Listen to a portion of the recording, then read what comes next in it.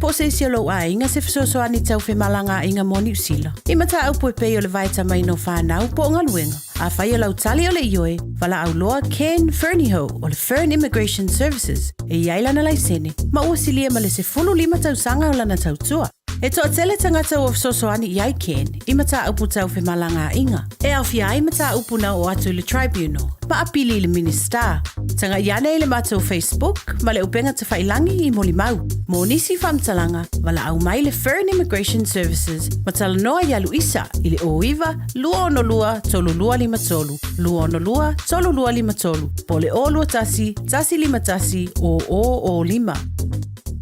Avia maua sosa, Omega ka, Lianga lowi moa, Omega ka, Tabale tau mofie, Omega ka, Fili mai loile, Omega ka. Omega Cars, lua selau Cavendish Drive i Manukau, po le telefoni o iwa lua fitu lima walu tasi lua. Susu mai Manukau ne, Omega ka. Malole keisile Omega ka. O e si la fia me e whaatino e mawhaiona e umi ai so fale motu le lumanai. A whai fo i so fale motu, o e si la fia me whaiona whaatino ni isi o fuafuanga e whaonga aire equity o lo fale. A wane e misiere por kalame o le malu I fale, ia fiafi o soruru ta itasi le se fulu e te aile whaa. O le a e si la fia ai au wala e mawhaiona e umia se fale motu le lumanai, ma au wala e whaonga aile equity o lo fale motu, e whaata wai se isi o fale, le por kalame o le malu I fale, ia fiafi o soruru vai aso ta itasi, se fulu e te aile whaa.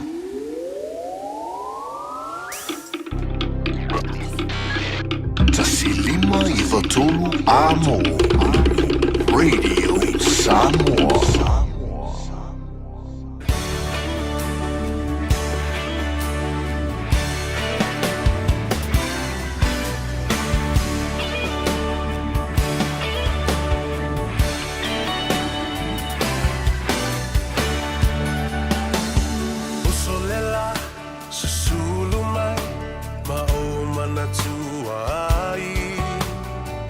Samoa, le nu'u o te nofo ai. Pe wha pe whea, na ngalo atu o I lewa ai. Samoa, o le penina, o te fia I ai. O solela, susulu mai, ma o mana tua ai. La Samoa, le nu'u o te nofo ai. Pe wha pe whea, na ngalo atu o I lewa ai. Samoa, o le penina, o te fia I ai. Hangi mai se matangi, se momoli atu ai. Lo Faila Samoa Atalasi Hangi mai se matangi Se momoli atu ai Lo Faila Samoa Atalasi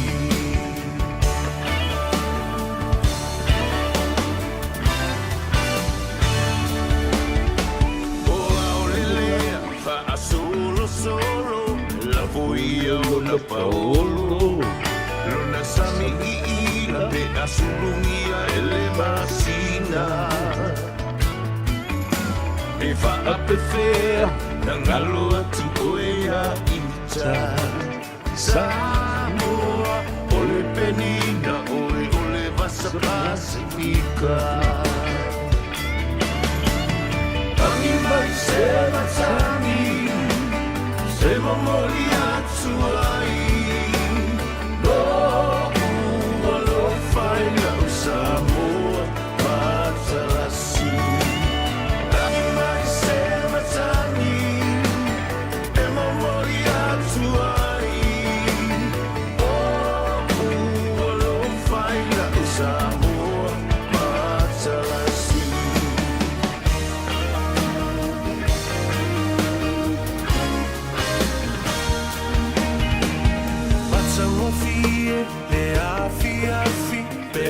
Savali Luna la lele Mafulinga Filanua I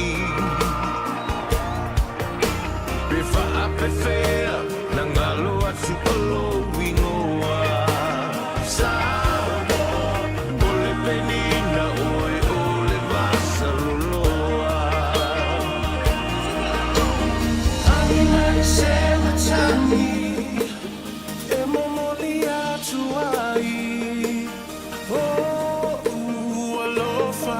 Samoa Patalasi Angi Marsema Tangi Emamoli Atuai No Walo Faina Samoa Patalasi Angi Marsema Tangi Ya, talofa lama pa ia mawalunga o le whaafonga tāpuai ai mai se fo i o le sila mai moa le atunu pele Samoa e le nei fo i a solua o le uli o le aso lima o le masino au kusolua a felua sfulma lima o le ua sfulma le ono minute ua te aile tu lai fa ta tala alo i ai fo i le tātou pola kalame i le pese masani le na angi mai a se matangi se i momoli e tuai a lofa nei mo oe ia ai sea ia wafu o tātou e whaavai le alofa. Ao se mea alofa fo i ao se kisi fo i e wha le lea mai i le matangi. Ia ma se solo e talo mai. Ta alofa malo sa i fua mabia i le mamalu o le atunu. Malo a fua ai lao ua maua sula le lofa ma le angalelei o le tua. Ua mawhai o le tei mai lo tau sa i fua ma se malosi o le au ona lei. Le fo ua tātou toi pene iai, tātou whenua i luma o le tua. Ia, maluma o le nuu, ai le o tua o le nuu. Ia, tātou whenua i fo i pu e o manu, ai le o pu e o mala. Manatu sa manuia le nganga e o le la i le tai au, ma le alausu o le atunu, i ona tiu te ma Faiva masani wa tofi iai. Ia, o whalofa fo i a te oe, ia, pe a whai. Nga alo ngofo ai le fale le nge yaso ato a wafo i eitanga tai ala usu ai i latou o latou Faiva lava nei o le se e le matila mapo le fala ia maula le mula a wafo i le tapua inga mamana ma le tapua inga mamalu nai ta mamtina matutua ia o lo ono fale ma fa muli fo i o trato ainga.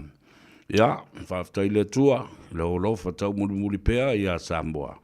Ua tele vave ei pea, lo wa lofa ma lo wanga lelei.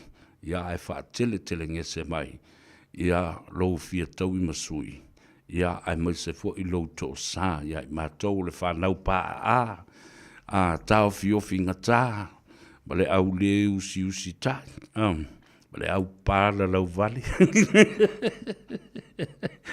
Aia, it is, ia, lelei, whatalofa ma whatu lou i le tawhatolu o le tātou vānu nofo, pa ia ma mamalu whale malo, ia, ai, te dani fo i pa ia ma mamalu whale anganu, ia, ai, ia maua lunga se vi inga o le tua, e momoli e ana, au pa ia i whatawhaitau langa e fia, au tau le ainga sa le vi. Whatalofa, mauwhalofa fo i a te oe, ta mamtina mātutua o le tātou o tunu, ti uta ma Faiva sa o tō ngā pāti ai a maise, o le whanō ngā manu fo i le atua. E awa au tō whanau, o alomata ma whanau o le tunu, o wa a whanongolongo i te talo o ta mamtina mātua. E le whapito manu i atas, e o marona whamanu i alana whanau, ia ma whamanu i ai loa, ma isi whanau uma Samoa, po o whealawa, ia le tafa o lo o ngā lulue manopia i ai ma lalai, whaatino ai o lata watinae, ai maise o le whaawawina pea, o le tautua ai tau malele, i o tātou ainga pele, o lo o wha muli mai o tātou lau whanua, mo tātou te tai o lai wheo ha, i solo le kei mirengei.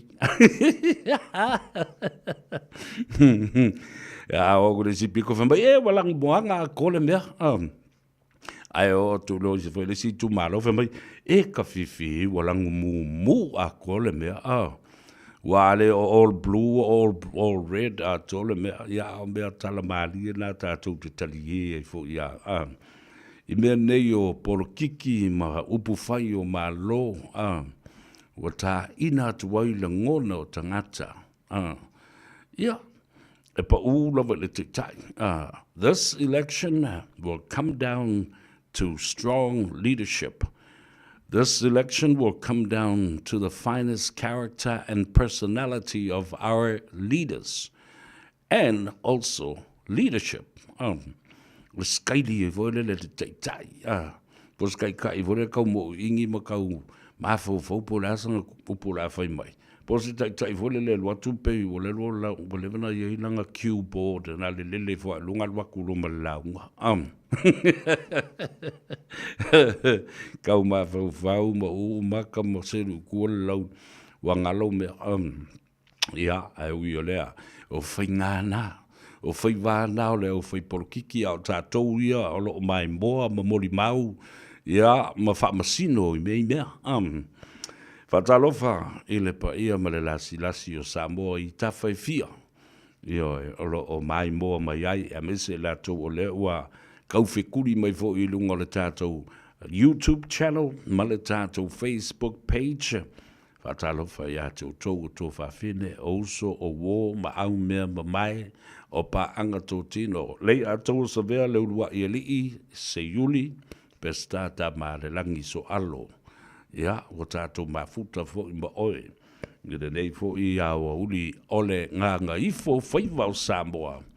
I na ua tūlalata. E se e atu le lai le tū langi sifo ma ngoto ma malo lo iai. Se i au lia fo i le tai au e toe ngā e ai. Ma oso mai. Ia masulu ia i fo ia le ele i lau malau whanua i ave o le la. O le whaalia fo i leo le mamana tele o ngā luenga. O le fōfuanga alo tātou matai sili i le langi. O le mea sili o na tāua. Whaafitai. Wala wha i le tai au. Ala wha i mo malei fua mai whanunga le lei. O lae mingoi ngoi lo vai makua. Mai whalunga kula e ki kau maanga wangawa. E wan kau whiko i isi kai mi alai maanga wa. Aftai le tua sao whala le lei i lo alofa mlo wanga le lei. Ia, whaaftai fo i awa noa le lei o lo maua e whaatino e le tautua i o mātou. Tangata ia malo mātou atunu wa wale ngata i New Zealand e. Ia, a ole a vea fo i o le teknolosi ua whai e le parangi le nei vai tau. Ua mawhai ai o na sila mai o mātou tangata. I lea i tū, ma lea i tū, o lea tafa, ma lea tafa, o lea i tū langi. Io e ma lea tunu. Ua whaalolongo mai i fo i Samoa, i le leo te tele o le au palau vale, ma le au whai upsa. Oi, whakalo whai ake o kou. O le au swearing, le ma le au profanity. Au awai o te whai atu, e le ma whai estanga, tanu nofo e lunga lau penga ta whai langi. Luas full whai tu la fitu aso le vai aso, e whaatonu fo lauai, le ngana le tangata. Wa tu la fua i la, wa le whai foi ma aka, wa whai a, ma tu sa sa o ai a wha pena. Ia ma ua le tala whea ngai, i le whaalongo fo i anai ta maiti.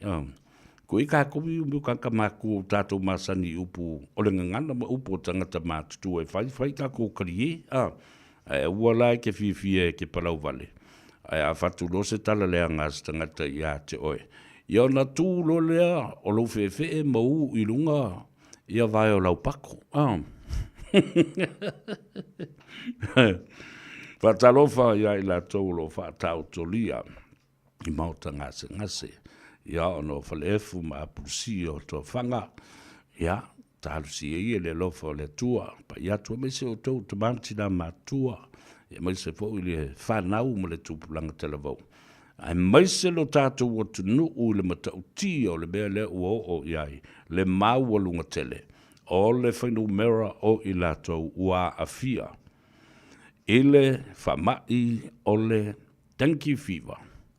Talu mai i le masina o Januari o le tausaga lenei 2.25 lau toe fa'alogologo ua o vatu le 5 afe tagata ua afia a o le to'atele o loo taofia nei ua tumu le falema'i ua le lopo fe la fa'akaoko ai ia ma'i o le ward lava lē masani ona avatu i ai i latou e tigāina le ma'i lea ma le gasegase o le fiva o ponaivi po le dengue fiva e 5 ala le ua vavaitu nei so le kafefe o fe la ave i o le poko failele a wawari se me e ave ia i o tātou tangata tasili lei mea tau ona tangai ma toi sila le lei ai ia i latou o lo fina wina tofi o i tumalo, tofi faolioli, tofi o le pale mele ina ia sila to toa i ai to e wha le lei a tili i mauta ngase ia makwa i ko a kele ia ni tātou fō mai wha pitoa i lea whale mai ma lea whale mai aua ne i toe tulia to tasi ia na ole whale mai o tupua tamasese mea ole ai ia wha a upenga uma whale mai uma wha i tūmano i lea tunu u atoa e tā ua tele e lei se mea la e kuri loa mai i kua sivi se e koe sau i pia. Tu sa leia to sivi ma le tomai o lo i fo mai o. Ia fa pena fo i fo mai o lo i le malai va lele o lo i le ulumbuenga o i sa fotu ma sa taua. Ia fa pena fo i ulu moto tua. Ia na tātou talo ina ia whaititi a lea ngase, ma lea fo i wha mai ua tula i mai tono o le tātou o tono. Ia maua lo ma se vai la au, e whai ei tui ma whai ei tongo fitinga. Tātou wha mai se fo i, ma wha mawhana ia nganga i la tau, a maua le loi whonga pa ma le loi mata malingi, ono le wala au o le tua.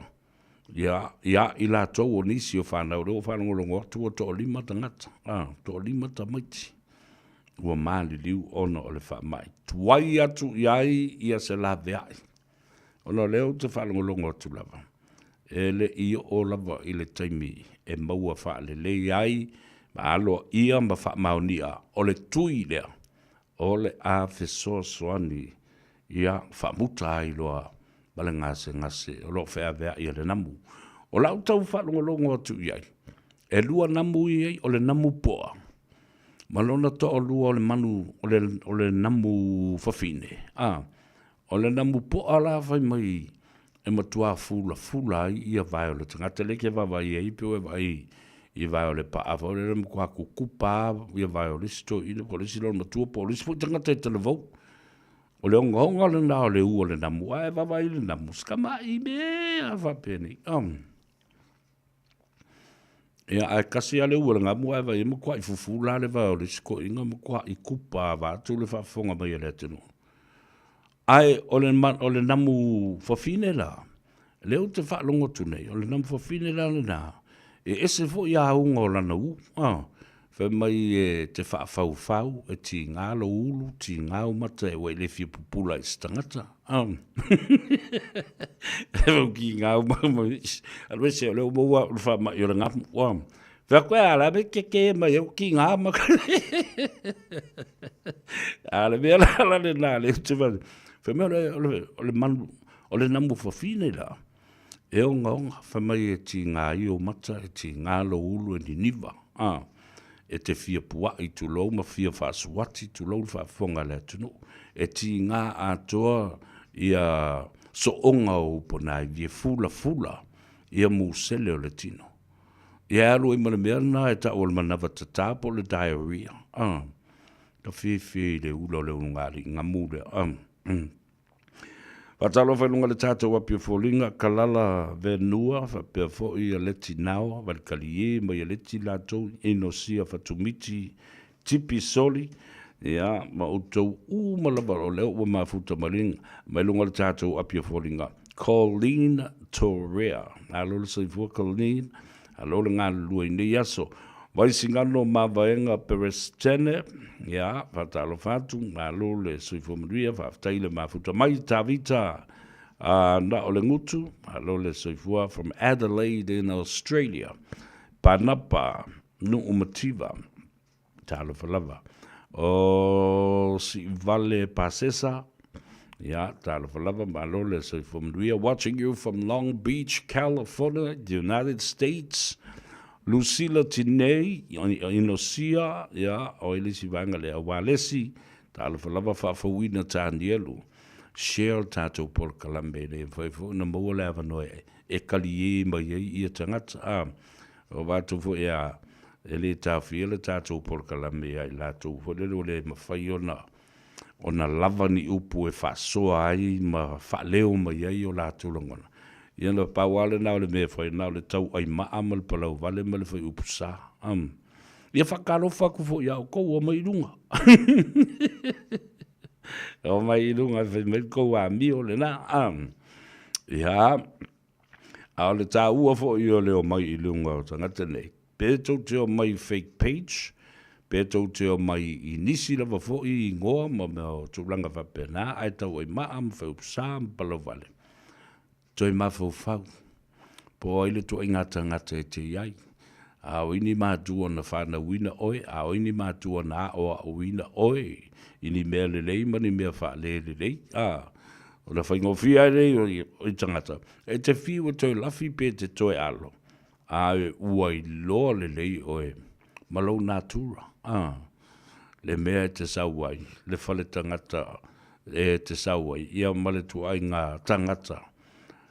Po whea, le whale ngisingia ngā whau mai ei, oi, ia le na alole sui pu mduia fa malo ile pa ia mawulungo le tunu o e o lo ngā lulu le teminei malo ngā lulu malo le tawatai malo fo le lavu papale malo no sai o tau Faiva alo filima le ua Gagaifo ua toe o seanga ia ona e alole ke saingi koloki le card ia ma e anga ilo le fale saunga le mu le malangatu i mauta malawa ia ai fa pena fo i le lava papale me o sai lungo le wala aua sai ia i ni fa pe o le fa vale mai o le si ava ka vale ia nga e fa vale ko ile ma o ia o le mea sa o le fa tu ile a tau sa ve wala vale tasi lungo le wala e lua lope kolu vale ian ko va vai lo la ia le fusu anga vale fai ai maka isi vale ia makapu e aka ma tu ilunga o le Facebook ma le social media po loka ato lo male awala le ai faifusu anga vale ai le tala na pule lo loto mon sai fai malo si oi au ke mo wanga lo oi ile sempe e kalianga lo e alusila ma si vale kau fa so fo ia le dato vai au le autustus tau tua Filoi Robertson balole soifo via va tai le mafuta mai o Waihalesi chain alo le soifo via matamata tu Sydney le atoa ele mafai na miss yo le keimia ke o i foi lunga ya o le taimi fo le na o mato malo lo ya mata matapta pua yatu panapa Nu'umativa talo falava malo le soifo via yeah, Lana, keep it coming, ladies and gentlemen, or share our program to all our friends and families and whoever you want to share the program with. And that's fantastic because people would love to laugh, people would love to know why you're laughing, and people want to know what we're talking about and discussing. Fia maramalama tangata po le mere ka kalangoa. O le fo i le mele ua mo kalangoa mai le lei o i leo te vatu Peter Enelico talo fauso from by watching you from Western Park Village in Swanson Road, Ranui, West Auckland. Kalo fai le lua ave talo falava leti nawa from by fa fenga lo el kangaka i le ngampoa po le ngamfafinga i ke kango a wha au lunga i ki kilo i kur.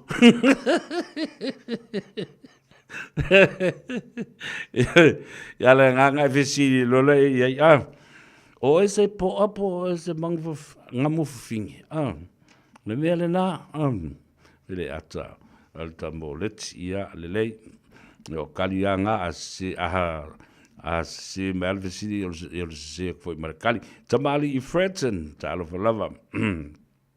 Mai pauale mea ia ungi I fōringa I mang.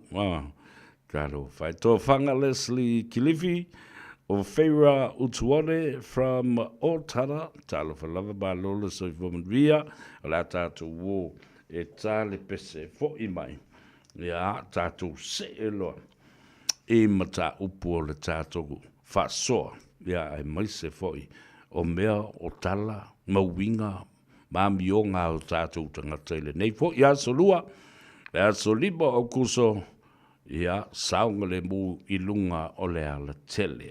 A oanga I atu I maota malawa. Le se ufongo Samoa le ngā Gagaifo Faiva, malei atou o se vea, e le nei fo ia fiafio le solua. E ila malo fa lo alongia, fa ilo le fonga tia I le nei fo ia fiafi, se avanoa fa auro ma le tāua tele. O le a fio mai le li o le tū, talenga I a la vea, ia po le fionga fo I a li o, fa tau malama a wava, ia a wafo se tātou fa talanoanga le so. Masana fo I sila I le tūlangolo, iei tāpenanga, a vaenga fa u fai, I to tonu o Samoa, ma lātou tūlanga o lo o whetaaloloa I ai, ma whaia lātou road show. Ia maanga I atu le tu malo, maanga I atu I lea, ma lea I tu malo. Hey, I told you we're back again. Ishigania, hey, money at love. DJ Records, Lego, hey.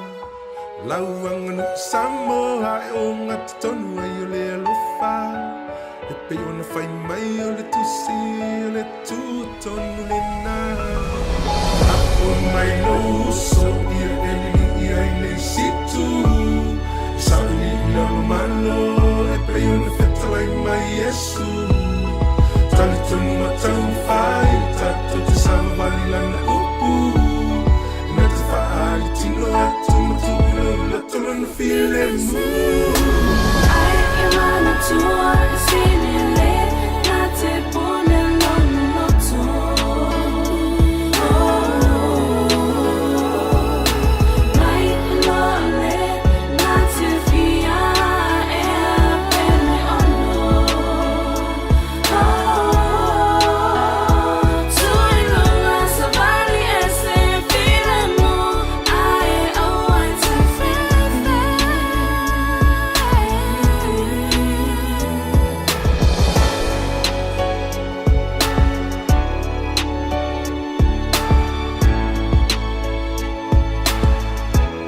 Ia le nā, whawhiwhianga sui whiwhiloi o le manawa o ngā ruenga ma le ngā Gagaifo Faiva o Samoa i le nei fo i aua uli o le asolua.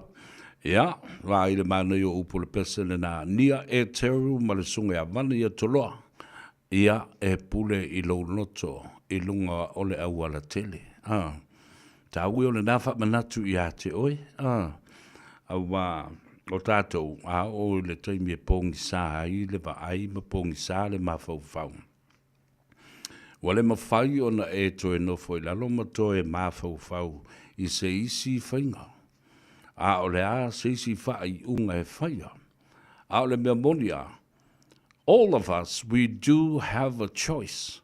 We always have a choice. E le isi e sau e whaia le whai unga le da i ate oi, nā o oe lava. Pea whai te whaalongo le musmusunga le anganga. Whaamatala lo loto ina ia musuia oe le anganga. Ina ia toe whaamanatu i ate oe. E iai lau filifilinga e siri atu no le mea le mga oe kangoe e pomo sesi. Pe fuki le ulo sesi pe olo unko se.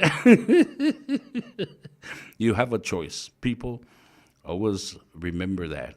We do have a choice, whatever the situation is. Patalofa ia kalameli alipia, ia po le fionga fo ia to iata, alo le ngā lulu e le aso balo fo ia le lava papale i ngā ruenga. Feula motu fau, o whaamalanga, watching you from Massey, Auckland, New Zealand. Le tulangi sifo le nofa mai whaamalanga. Fale i tu au liki fotanga, alo le ngā lulu e le dei aso ti resa ene, talo lava, ya, alo le on sai ma le mafuta mai le tato, alo fo le ngā lulu e, ioe, tau lunga o le au le tele, ya, on sai fo, walu te mia le nei au teima fo o tangata, Everybody is frustrated and everybody is stressed out. They wanted to get home as soon as possible. Mafia tau nuu le fale. Ia le are me ki kope le fale pe e lo o le pisi le au wala maka vale. Fai maari. Ia se mea le ala. Io na. Pataro fatu Aniva Nico, watching you from Sydney, Australia. Ia. Wale aka e a neti e mamalingi o ngalo I maka leti nawa. Lei nati yoane talu falava lopa sana tia. Alo le soifua manuia. Kau ki oa momori o kou fale. Ma e aka e koe ia ele. Wala. Nisi o mea lo faa ua upea le tupu le tātou tunu. O lo o faa ua upea o na lapata ia Samoa le tūlanga polonga male ti ngā, male matuitui o le mali li wai o tamaiti la iti. I tu tonu o le tātou o tunu u male silia, vai le ua lima tamaiti. A o le mela e sili o na faa noa ai. O le to o luo o isi tamaiti, mai le a inga e tasi, mai mātua e tasi, e iwa tausanga o le tamatua na maliu le aso lulu. Lua aso e so o ai e maliu lo na uso la ititi e lua tausanga e le ita ua mai po o fea le nu umale a fio anga na tupu ai le mea le nei po o upolu po o savoi I foi na paule anganga o le anganga wha noa ma le nuti momoia talo fai nei matua ioi talo fai nei matua o le si mea la iona o a vatu pea ma a vatu pea ina ia fai fo I mawhamanatu. E le matanga ruenga o le soifua maloloina, o tātou te tai, o le minsta, o le soifua maloloina. Whapena fo ia ma le komiti o whalawelawe whafosei, ma mala whanatura, New York. Whamata, o ani wha ilo e te taulo tau vave iloa. The early signs of an outbreak that you should be aware of. And then from that, what the tau iloa o na tapena pena. E tasi lope lua ni mai, loa ai, le ai la a fai la lo feoti o til tolu o til fa o ti to ma le lima o la la te mi le tatou te fa tel tali ai se feoti to ono to fitu to valu se o le se fulu po le ovat fo. When do we know the symptoms and the signs that bad times are coming towards us to warn or pre-warn us, and what is our reaction to this, to counter this epidemic or something serious coming our way?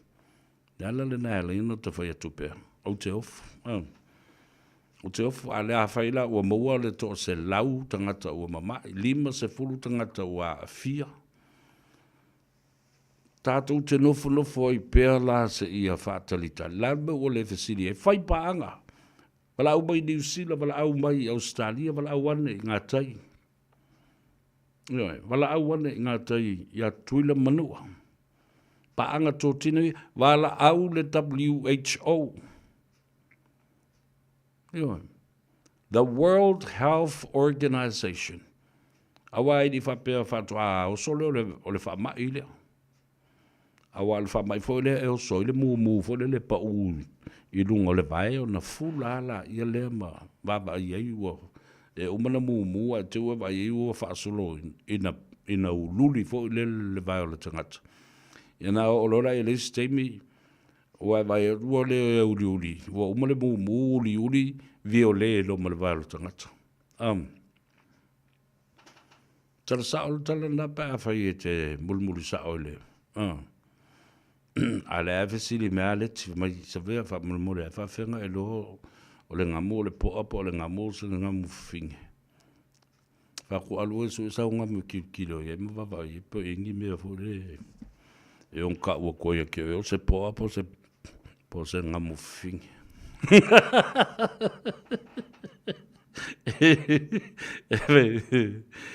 Se le so e vale se le kafifi. Ya le na le la wa mai. Fa wa pea le malia i ai ma o te lango ina le tūle na. Fa wa pea o na tau fia onga. Talia ia le tō whāma le whautanga le nā. La le si mea. Whaawau o na whanga i na pēr. Ia tua mauta o loto o a onga. No whanga e vaiva ia. Swampy areas where the mosquitoes are most likely to nest and bread there. Whawau le whangaina lea. A le mea la leo te whatu ai. So e mai loa ma se vai fo. Fesili ia tunu uia. Lea sa pepesi mua ai. A o lea fo le vai tauana. Nga pepesi fo i le wha ia i tātou. Nga urua i pepesi i Papua New Guinea. Lele mai ai la ia le i Fiji. Lea la o mai ia i tātou i Samoa. La le me o le mawhai o na tātou fisiringia a tunu uia lena na mua tu la i mai ai le whawhita uli le nei. What did you do to counter the epidemic outbreak of dengue fever? We would like to do the same. Where can we get the supply? O wheme mō mai ai le sapalai o tui pui ia ma tong fitinga ia. A whai foi o ni whala au, la mea o le whae lo mai mawhasiringia ni whala au. O leo a matana o tangata e whao ngā ia tau la sea ma wha Samoa. O tō vai lalu o ingulu la wesi. A le mea sa o ana o ina. Wa lewa na inu uma i le vai o le ola tangata uma. Iwa. O mea whale nā tūra na e fsosani. Your bloodstream, because o le vai lusilia. E tau ave e ala toto le tino le tangata. Talo fai. Mai ue pe anda wha pēr. Ia. O lata mai I la tau. Triple M Famosili, talo for lava my Lord Sif Woman. We were watching you and laughing from Townsville in Queensland. Sefo Nicolau, talo falava malo le soifomia, ria fo le fia te oe, o le mātou te tali e atu I nei Howick I Aukilani, my friend AUG Moores. Talo falava malo le soifomia, watching you from Peuma o Sydney. Esa o le leia esa. Losing one kid is even more tragic to even think that another life will follow suit and be lost. Talo fai. Vea I o tātou mafu whaunga mo tātou tu o lalo e tu inatu. Ia lato. Lai whalo longo le mai. People listen and they will respond. A whalongo I tangata nei. Lea olo lato whai unga. Mo whala puputonga nei mo le soifua malolo ina. Lato te maram lama lele ia I le popolenga o Samoa.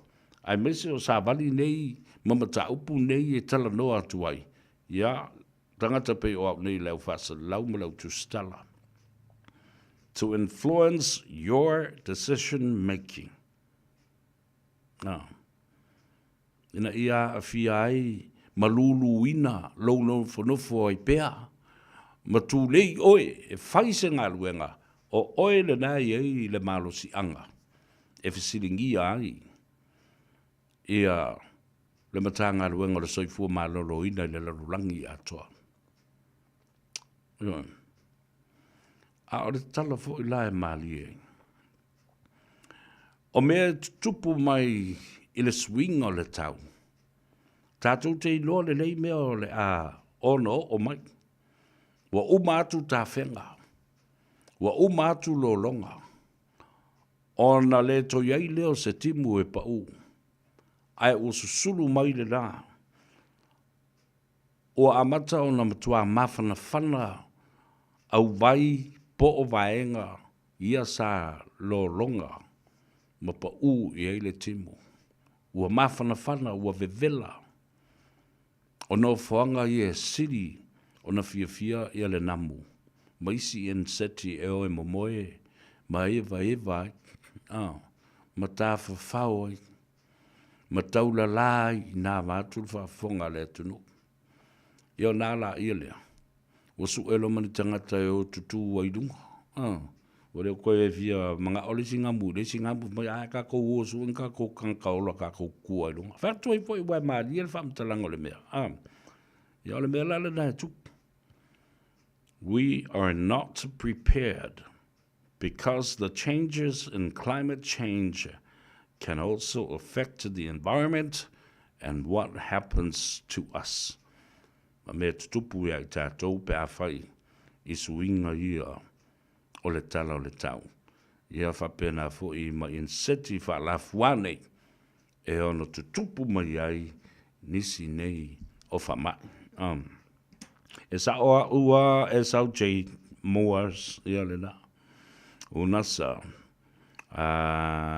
to fa Sarah le lua. Alo le soifo maduia vaftai.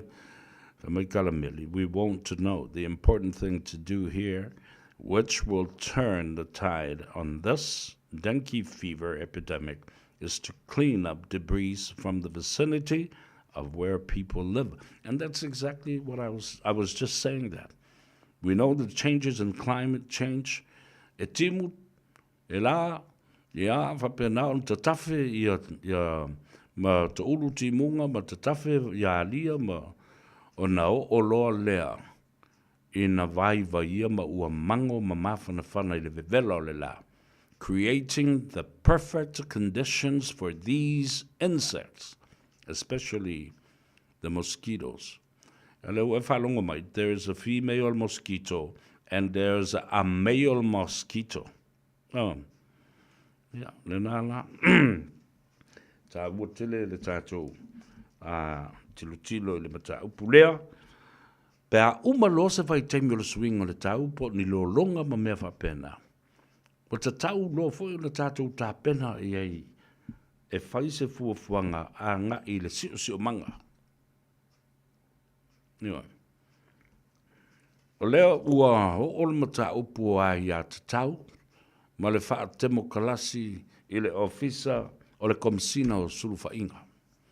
The Ombudsman's office has now declared democracy and also the freedom of expression, the freedom of choice to be respected during the general election. Na ua mai le komisina o sulufainga. Whamaia, e tā uai le wha alo i le temo kalasi na tātou taliaina, ai tātou te lei a veo se malo tūto tasi o Samoa. E le tātou uai a tatau le nā, e sā tapu ai seis tangata o na ia tāo fia le ai a tatau o leis tangata i le teimi o whainga filifilinga o whainga palota le atunu. Ioi. Na mafua ai se a wotoe au mai e le wha malusi au lea a le ofisa o le komisina o Fesota inga, po o le komisina o sulufa inga. The Ombudsman's office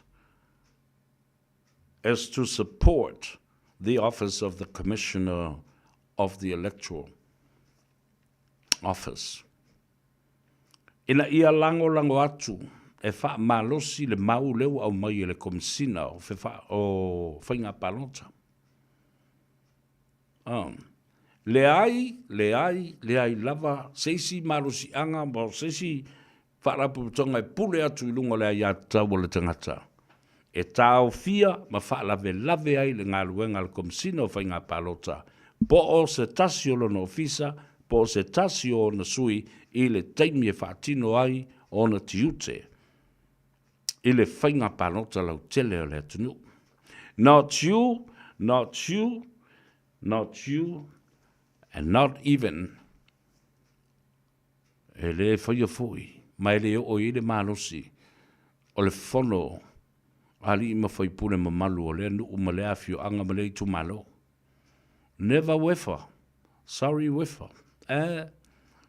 Le ai se pule whape na te so sofa ina masili atu lana pule, nai lo le tu la whono whawai. Ma o le tu la whono fo I lea, e le mawhai ai, o na whaafefe, pe tau wha matau, seisi pule, e tau fia ile a ia te tau wha temo kalasi, a se tangata ua avea o se sui filifilia, po o se sui wha olioli, e ta mo ele tofi, po o se tangata foi, pa lota na te filifilia lo na sui, po o se vaenga foi wha upwhai, po o se wha whaletui wha upwhai, o upwhai o malo. No other power shall override the right of a voter, the right of a candidate, the right of any political party that is vying to become members of parliament through the channel of general election.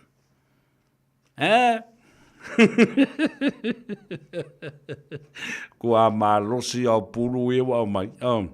Also, mai komisina o sulufa inga. Sau ai ma le fionga le whaasina. Ia tole foa tu ia whelolo. John Alexander Stanley. Ala le whaasalanga le mai. Ke le sala. A ia le sala fole le tutongu tupe. Ai le siri atu le lua tausanga, le ringa lua tausanga e loka i oi. Pai whala ve lave le mea lea. Pai lua tu foi whata ape se mafutanga. O se vaenga wha upu whai. O se wha lapu tonga le nā. O le wa sa vali e wha alawi loa le lato o le vatau. Ma le lato manu lauti. You will never be able to disperse or interfere in the gathering of people when they have the intention to declare and justify their mandate and also their manifest. O le kilia ia, o le asa si kilia te mana o i o te whasa boa atu, ma toe a watu le ngana peretani o lo tu si ai le tu la fono. Lala, what part of no don't you understand? Look,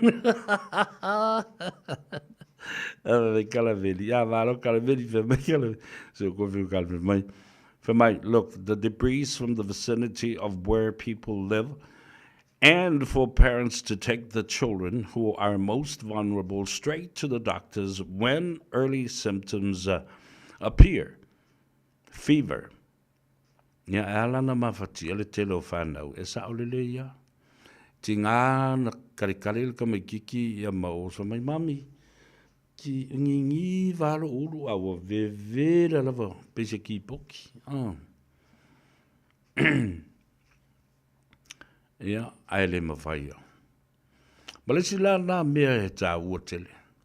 Tātou toi fōi e wawa ai tui nei e māsani o na whaia o tamaiti. A o la iti le ta une e tātou o meo penicillin injections po ta mawhoi e ta o yaso i whameo o le tui pui pui a po le tui ona. A ka kui alalo ka vai se whaope aika se moile. Ia wawa i skeidi sa mo ngā whai ngā kaimi. E sa e lolo vai le moile kauki. E o i vai le whea i o le moile. A o e koe pu e moile. E fuki moingi o ngā fulu e whapipi i lo vai. O inga whai o ringi me whapai. O inga whai a mua lava lea tu a inga kongwhikinga whapea. Ia e whamai a JSC uli. Ali mai te loli sa vea. So fu mun bia ma lovo ia ile tātou ngā ngai fo Faiva nei aso. Whaatali lava se o ile se fulu tamaiti e maliliu. Ia fia loe whaasale lau ia lau whainga o tamaiti ua maua ile whale mai. Ia aile aise ngā yo inga e lawe ai. Saolele. Why would we wait that long to have at least more than 5 or even 10 children to die from this epidemic for us to realize that something is seriously out of character here? Ma se mea wa livan taun tātou whaia. La whalangolongo mai fō mai, la whalangolongo mai ia. Ia le whionga launa whausia, wale ai ngā sātuala, le whionga le sunga ia ai ono, Dr. Professor Alec Ekeroma. You still have that right. Ia e whaatolu wina ai le matanga ruenga le soifua maloloina, po le minsta o le malotau ave, ia ma le whaalapu putonga whaalawe lave, whaafua sei, whaale nātura, e awhi ai ma whaamai nei. You know so well, Dr. Alec Ekeroma, lawa whionga ai ono. Ia, ta ue masani mafuta leina ta talanoa fo i le telo mea. E te tau o nā ngā i ai ia le matanga luenga le soifua maloloina.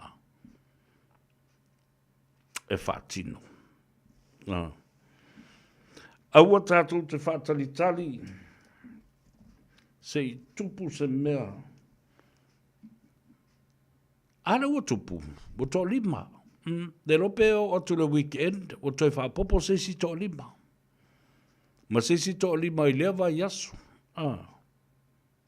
Ia. Nala le nāia la iona. Tui atu pea, lava pea. Ma tātā longo atu pea. Ma valu sia o le la au. Ina ia alo whangia. Do something now. Break the cycle before it's too late. Lai te le lava. Te le lava ia le tūlanga o le tātou whesili. La le mea tātou te mata mumuli ma whasua tūli ai ma māsi asi. E whesili mo se. O mea ia whapea.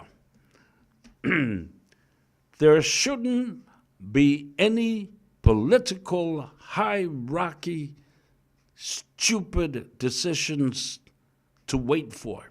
O le tala nale o whai atu.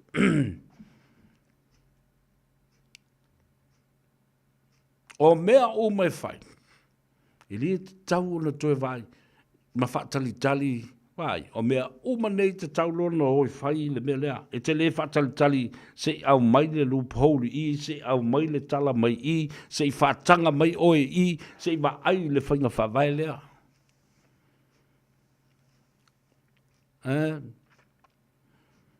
People in positions of authority should bypass any hierarchy, loopholes or red tapes or whatever. I would like to whatalitali nā mea. O mea whapolokiki umana. Ai a o mai le taimi. O whalawe lave, whafosei, whape nei e te tau na mana o mia aile. Ngā ruru e whatasi ma le tū whatasi whai, ku urau kongu ngā se whai sesi kaimi. Tā ofi lau pule le nā se whai sesi taimi. A mai se whatonunga le kāpeneta. A mai se whanonga o le whionga le teitai o le māloto ave. The minister le nale. The WHO facility, New Zealand facility Australia. O te pese atu ai pēr, ma wha manatu atu ai pēr. Ia, ale whai mai karameli. Ia, na ia maua kong whiki le ngā le pu e mai o le mai le tau whi ai fo lele ai oti mai furu ma wha pipi I le vai. Na ai ai le mai le I ngā aso ka le lava kuri whaka milo soro ka ika ngā aso e mai le. Le anga vea le te lo e karameli le mea lenga kuri o e mai le lava I taimi. Le anga ke ula vale.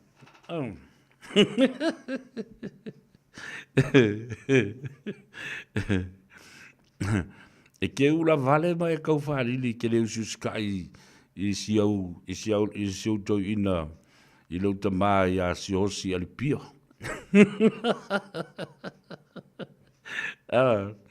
Ia le lala ia. Malo tamali I Freton, talo falava aper amo ia mavala. Alole so I ria tai le ngā lue le nei aso. O le atatou uo e tale pese lea. Ia ai whaatalitali ia se avanoa. Tala noa tuai le tamaitai o ati mai le tātou whale tāwale le Henderson Cars. Ia mas tātou tala fo I winga. O mena tutupu le loto a ia ati ia malana whaatala noanga fo I le atunu ue suru whai atu. Most of us also se tāwale le rei. Male tā ua male saunga le mu I le teimi le nei o le leanga o le tala o le tala.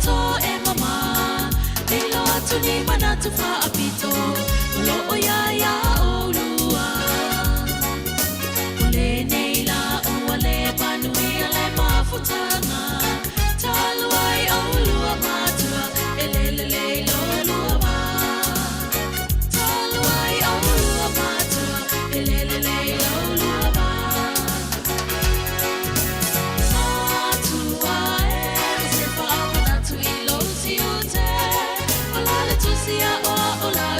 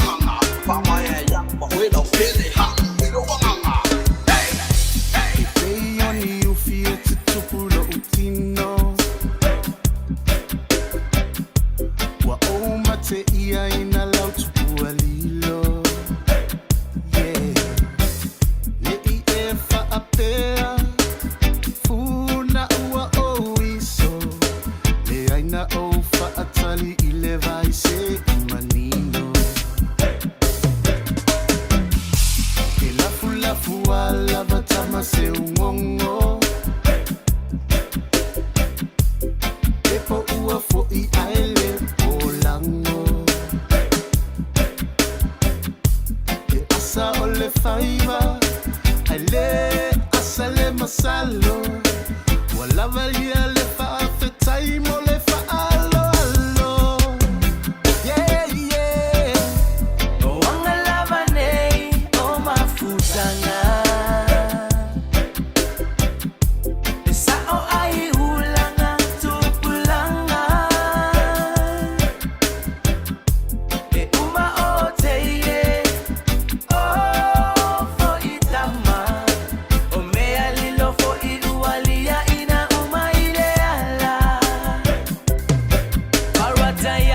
Since there you go, full time me daranga. Only because we look forward, I love future. Una best up at me, I love future. Am okay now you go, you meet pathways now for sure. Take a man you like him, yeah. Me too, but move on, yeah. Wishing you all the best. Me wishing you all the best. Ah yeah. Oh, I'm a lover, nay. Futanga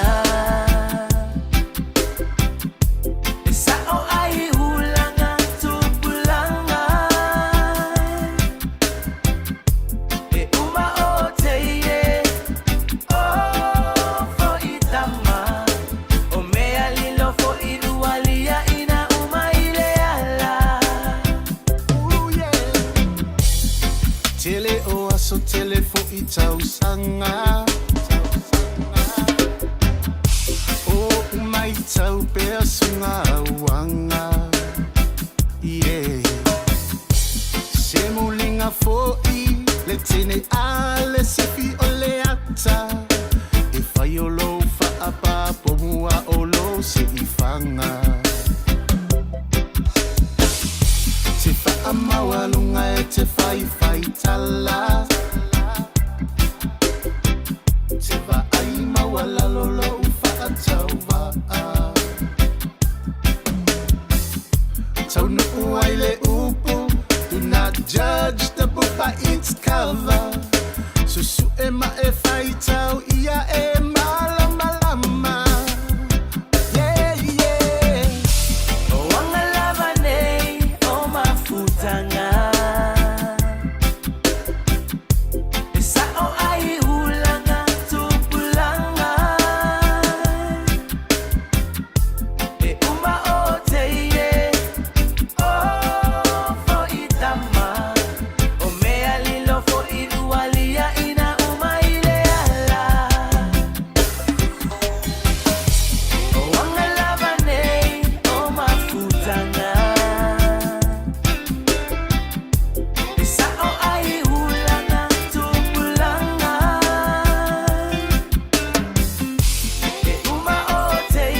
Ole la fa fianga sui filoi o le manava o ngā luenga.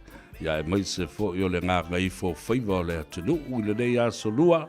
Ma lo le ngā lue ma lo fo i le lausu e le whaingo fi. Ah ia. O i nei le atunu le nei ia e le tutupu ni tupe i lunga o lau o la au. Ah. Ia lausu le tae au. Ia o le mea le na. Ia o i la o le a. Tua ina i le usu o le tangata. O lo lea lo whale nao o i lo a inga. Ia ma me whai ale tau a inga I Samoa ma le mau wha lawe lawe o ki ange riskanga ka ile o ki ange o luma o ki o kui o kua. Ia ai o le whina ngalo le nā o le atua. Ele pule eile tangata whatalo whawhapito lava I le whafongafonga tā pua I mai. Ka le tina o sio mātou a inga. Ele ngata I le fionga I a fuatino whamele e Sarah Avia ia whapena fo ia anti lea ngā upu po le fionga fo ia fuatino tongia. Ma le fionga le malu le tuu ia whapea fo le malu I inga taumba oe. Ia mau tau uma o lo whafonga mai le tua fina ia tua risi. Ia whapea fo ia le uso ia e whareima samu mau tau uma. Le uso ia mua I malai, whatalo whatu, malo le soi fo manuia. Mana tua ai foi le tapo inga, le fionga le swafa le malu Faiva, ia ma le whale tua ia me sepa, ia ma le nofo alo, ma I lato uma o le tato wainga lo. Whafonga ma tapua I mai la lo, e le ai malu luo keriso I Karaisatete, Christchurch. Whatalo whatu o le ua se mai le sao le tamai tai o ati, o ia foi o le fofonga lea, o le pulenga male au foi ngā luenga, a le tātou whale tā vale, le Henderson Cars, whatalo whatu ati, ma lo le soifumuria, ma lo foi le ngā lulue le nei aso. Ia malo se fo savea, ia lange mafo ia te oia lo whapeona, whafoi ina le sapo kalame maasani, ia malo la valanga lulue, ia le foi ua, tamalama whai, unga luenga le nei aso, ia lo tumau pele, lo fo le tua, Yo a mele nai tua tasa ofisa lo mani mea o male marulu. Ia le na, e tusa leia I ta ua male au whenga luenga. Wala whangia le tu o tau le lo, se me whafofo le pongisa. Male marulu. Awa, e te sila fia le lei, ele mawhai ona ki I se tūlanga fo, le mawhana le air condition. Ona ele anga ia tātou masini fo I computers, ma me whapena e o ngā le ngā luenga. Luna winga la, e ki whasolo atoa lava I le air condition, ina ia malu lu fo lele ia tātou equipments. Ia aia, e a mai le loto ai le nei aso, e a mai se fo e ngikan ka whawhika ulin kou kalangoa ngi aso.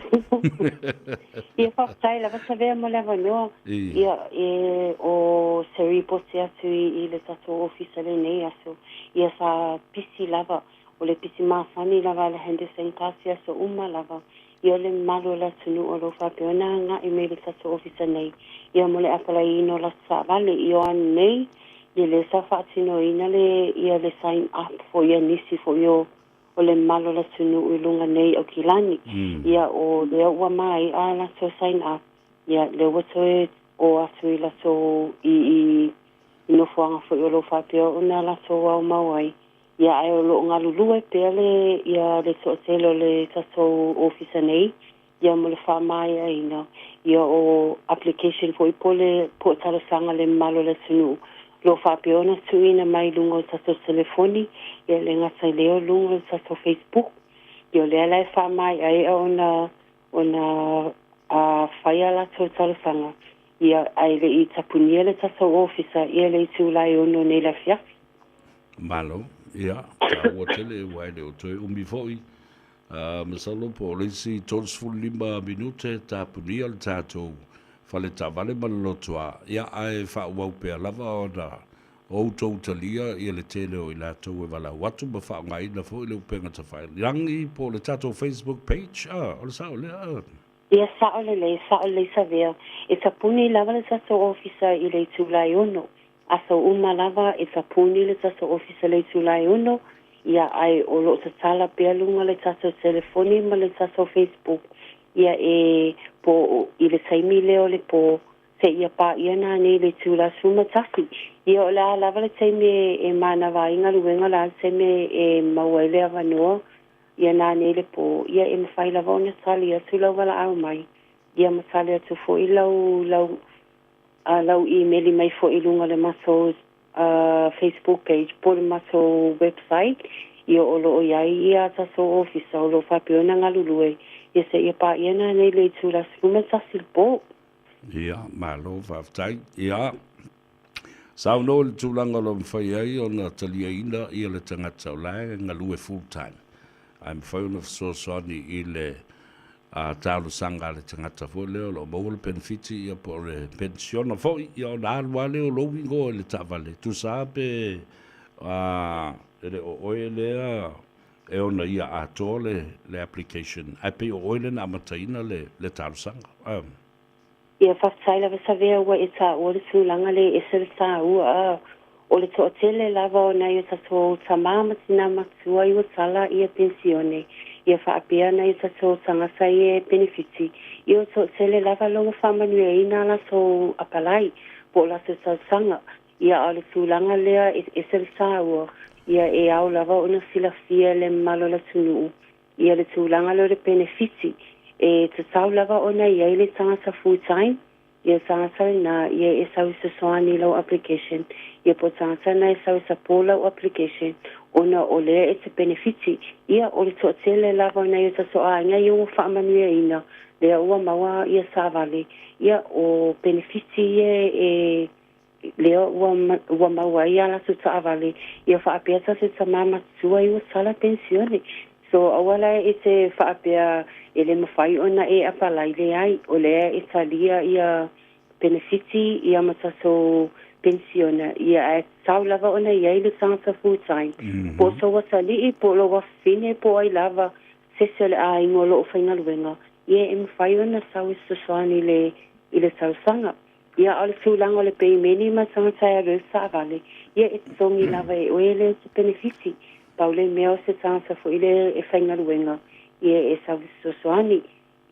Ia, malo whaftai mo le tā lipoti, ia, e mana ia leo mai fo i o le tā tuatusi, ia ma le tā telefoni, i nei mwhai ona sota ia tupea, ia le malo le tunu. Ia o ai lava o lo whimena o mia, ia se sosoani, o se tā avale awa o i malo a inga, ia awa ne ngalo wala au mai, ia o asi le numero vidfua, o le o vavi selau, fiti tastasi. Ia o lo o tele manu anoa ia masu sa avale lewa iei i le maso iar le teminei. Ia o lo o iai foi discount o tasu sa avale.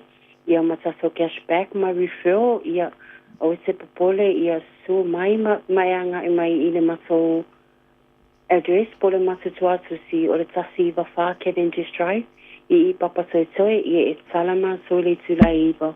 Ia e tapuni le tulai ono ia sa lava.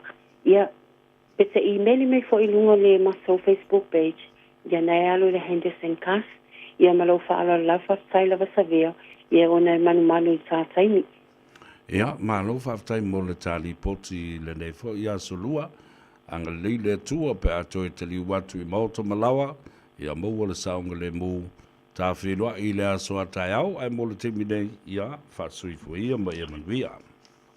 Pasoi fo savea manu e sele la fiafi alo fatu. Aftai. Ia le na, le tamaitai o ati, ma le tātou whale tā vale o le Henderson Cars e te maua i le tuatusi se lau iwa sifu ma le wha, Cavendish Drive, Papatoetoe i Manukau. A leo le na, wala au i le telefoni, e le ise tongi o walu se lau. Fitu tastasi. A leo le na e wala au lo e ati. Fa mai le atou sa ve tuli mai sa vale avatu ai au si o watu e o te mata i le tau lotoa ia ma vava ai se ta vale ia le nana ia o tatu lipoti fai u le nao le nei fo iaso ia ma le o nanga ale si u fongo sa mo ma le atou sa vea e le ina uanga ngai fo Faiva le atunu fa talo fatu le so filimaua ma lo le so fomluia alo fo ia le ngā lue i le nei a o auri. Mo i la tau lo lunga le ala tele le teimi le nei, ia ono sai malawa papale. Ia pengo fo ia kufo i lava. Wala vale kasi lunga le awala, aungi i luongi vale e lua loa vale. Ia misa lo ma vale lunga le awala.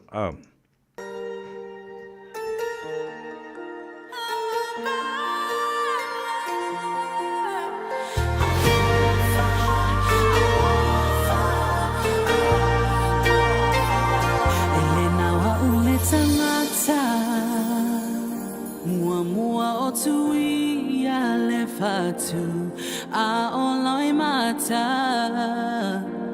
malingi le matu I le fia mapu tele iloina befa befea ona ngalo le masaninga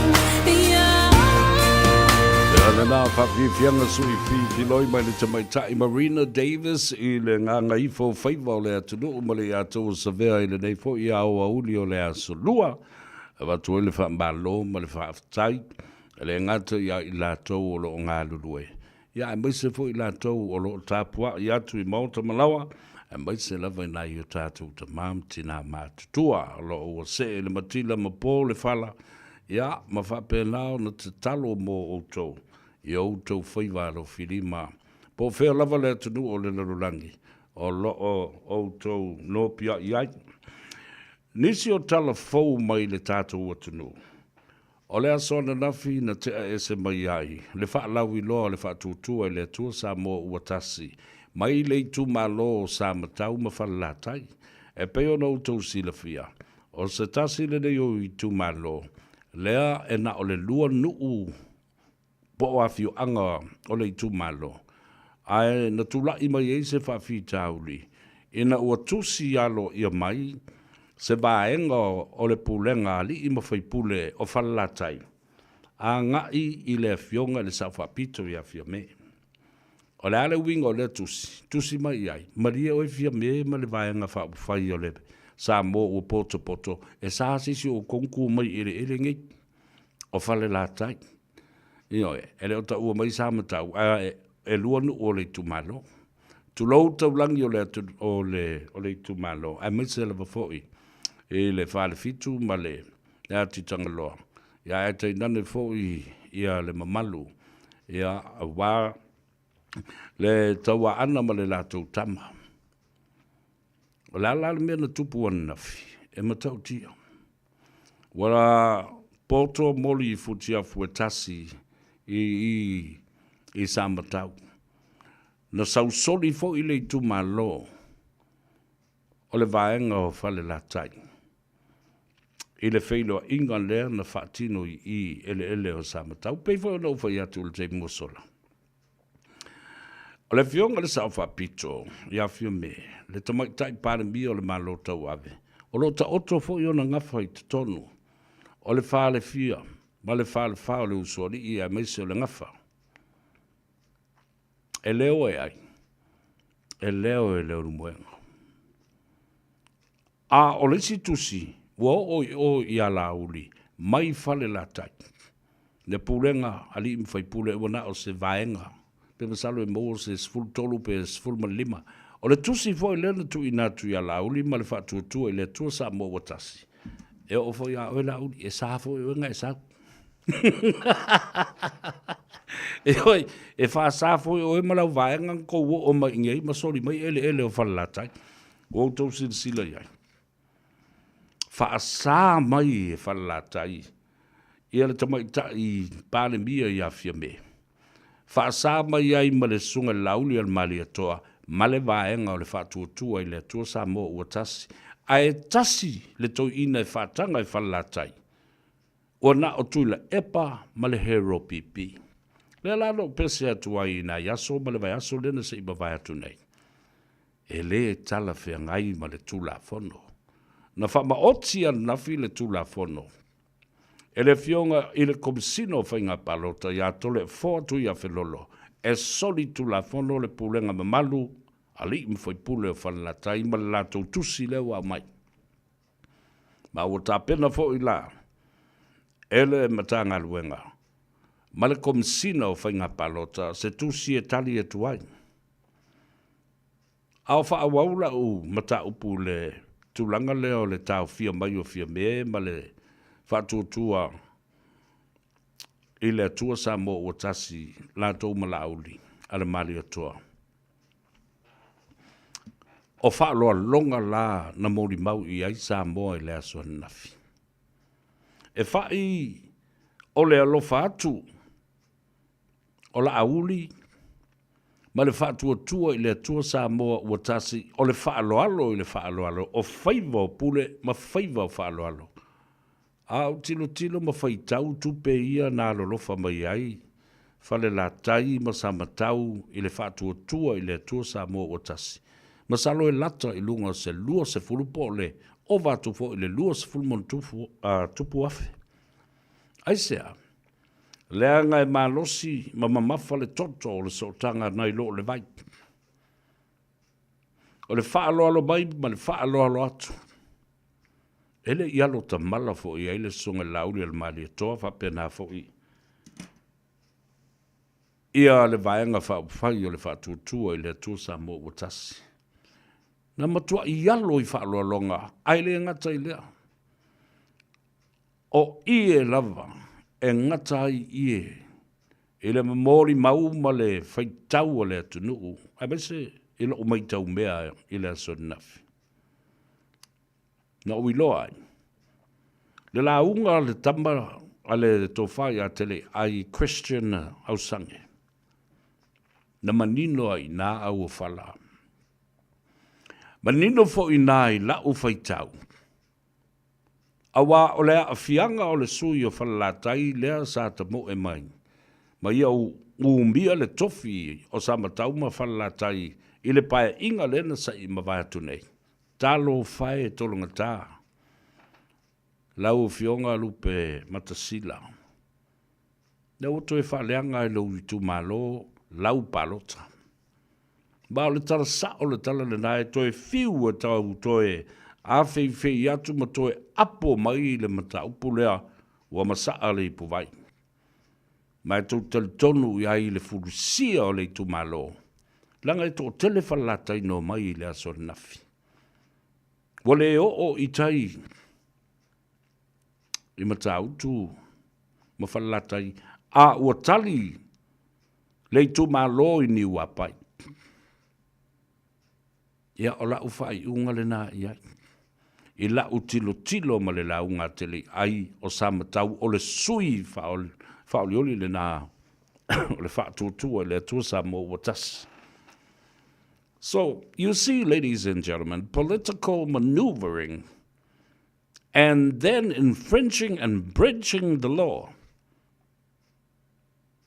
of Electoral Commission legislation 2019 will end up, and this is the result, as you can see now, clearly. If you were to whaiatu, wa furi le tu malo, ile te lango ina o le fitelenga ya tele ai. Mo i al tala nena, la tātou wa aifo nei la i mea ia la tu la i mai i whainu mero whainga palota, la tala tele ai. Oka o kai se manei o le launga, a le sui o sa matau.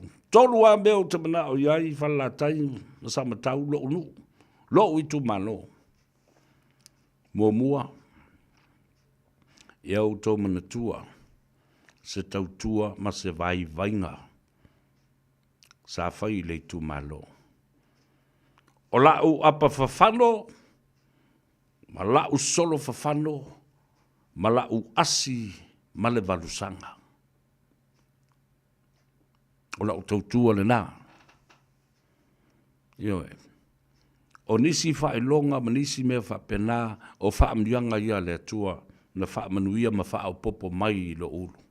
Lua, pa lota mo le atinae, a le whaatuatua i le atua Samoa uatasi. Tolu, pa lota loa ma le alofa, i lau a inga, ave lau e kisi. Leo le talanda, whai mai, pa lota loa mo tele ai, mo a unei o tele ai. O le pupu o launga le ato se whami nute o launga. Straight to the point, exactly how a member of parliament should present himself. Straight to the point. And now you can see, ladies and gentlemen, the political chaos, male manuva le na whaine e la fio anga whalatai. Leo ua toe a fia i lava lātou ma le lātou sui. Nanga leo a mai le tulafono e malos tele le tulafono. The statute of the Electoral Act 2019 is beyond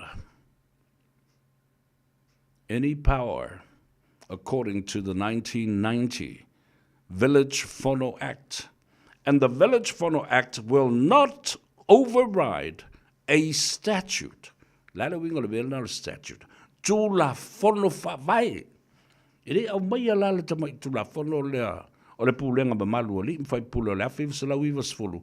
E lote ai le tu la fono malosi male au tu o le lu afi sfulu male iba. O fai nga palota le tonu. E tal tonu le tal tonu tu la fono tal tonu le ya tau le tangata tal tonu. Ele fa temo kalasi. Malele nani nanea. Po le fa lave o so se tangata. Ele a ya tau. Ale tangata palota. Po le sui tau va. Po se vaenga fa upfai. Le tau o manino le mel nao. Ele fa fafonga Samoa. Awane i toi tupu mai sesi lava i tu malo le tunu. Tēnā.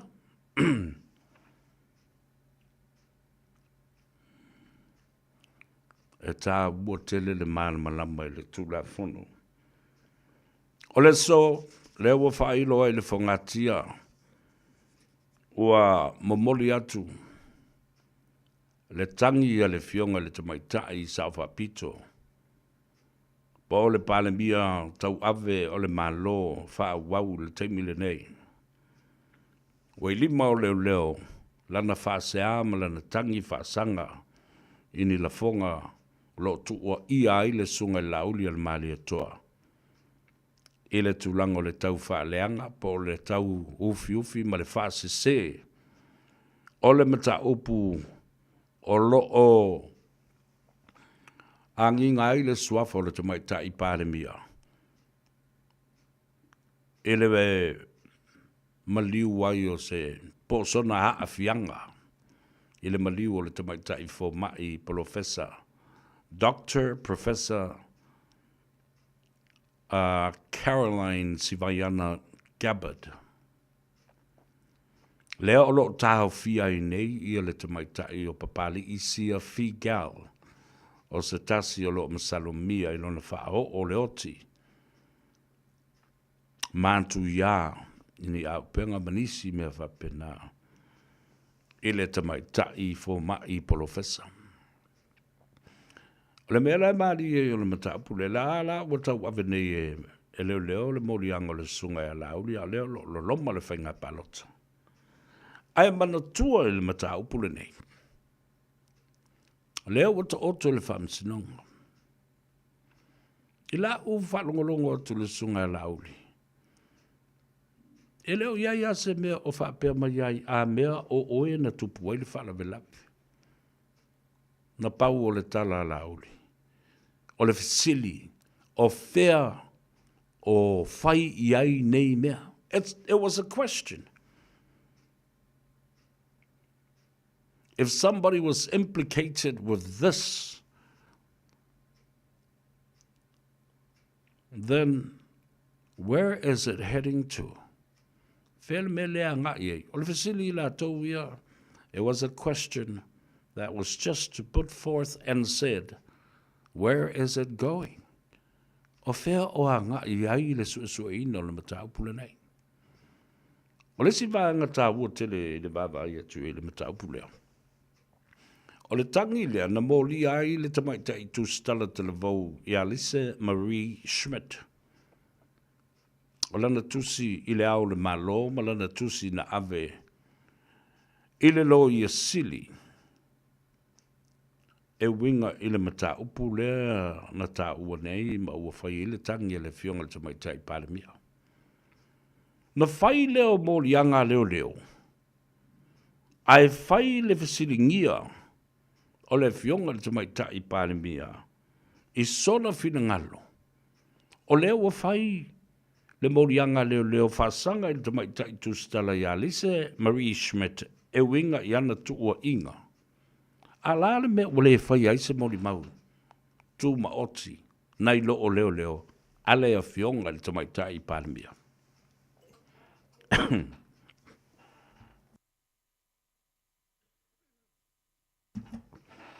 So it seems like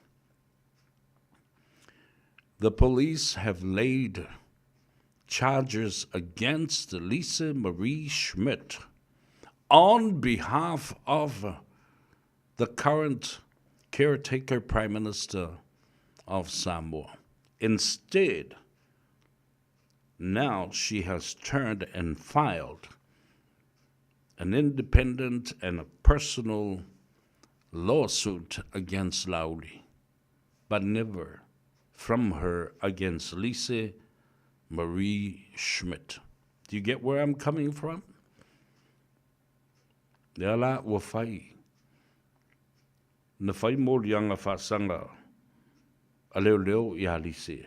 Ai le whaia se mōrianga a le fionga le tamaita I pāremia I Alise. A lea la, wa nginga le mataupu, ai whai la I loa, ma mōrianga le fionga le tamaita I pāremia, whasanga I Lauli.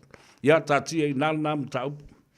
Awa, o leo wa tātou I loa, o leo wa tātou lumal whamsanonga. So let the course of the courts takes its own matters into its jurisdiction of the court and the powers of the court.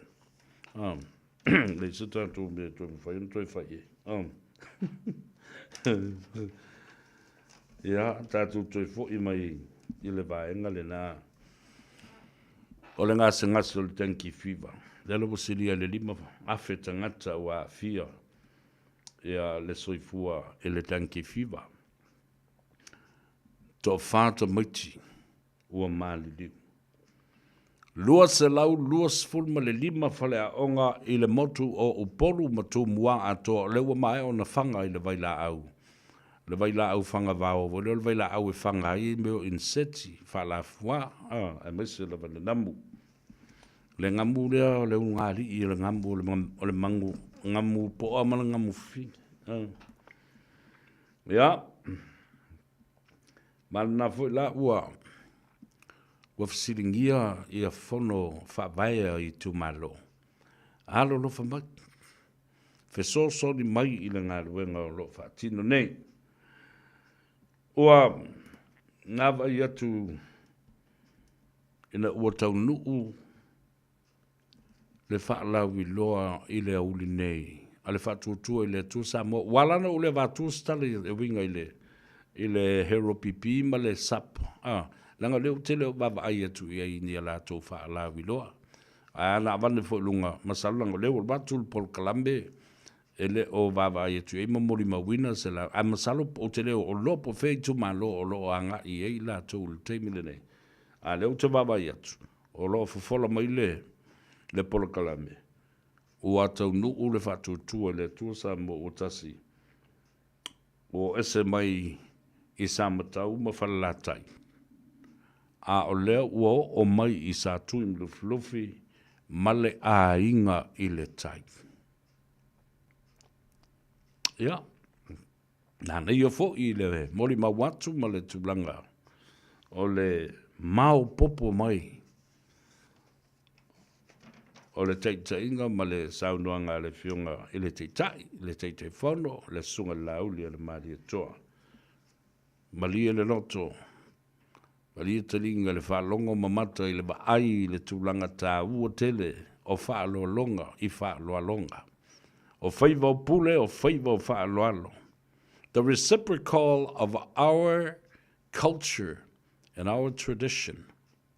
This reciprocity concept, it is no longer being held as a charge against bribery and other corruption activities during a general election. Yoi, mantua lao le tātu, o le mtau pule o liva na tau na wha malmalamba. O le whai mai, o le whatosina, o le tufa o tupe, mai tu tufa atu tupe, le ai. Tātu wanga nuu, tū manga, whaaloalo nā. E le whapea e saere ele atu, ma whaaliali atu whata o la uli ma le vaenga whai o le whatuatua i le atua Samoa e ua tasi e le aise me tali ei le whaaloalo a lea i tumalo ma lea i tumalo ua ngā i mai e whai a lātou whaaloalonga langa e tele o lātou sotanga tele le ngafa ma le vātangata le vātapuia o lo o tausia i le vālea o sui o le pati ma le pati fa pena fo i sui o i lātou o le au pānota i tutonu o le i tūmalo.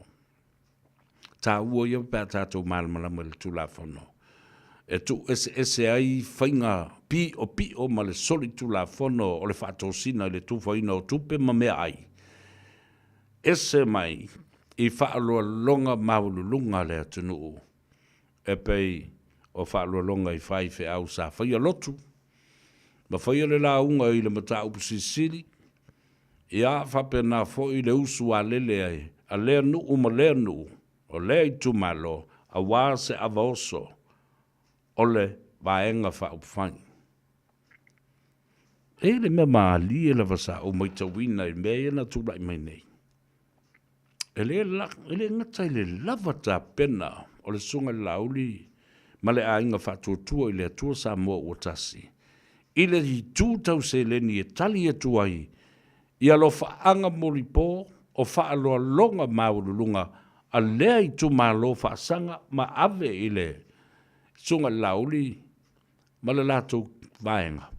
Ai wha pēnā fo i a lauli, whaapea fo'i. Ma le alofa whaasoa. Ma lau sa saa ai.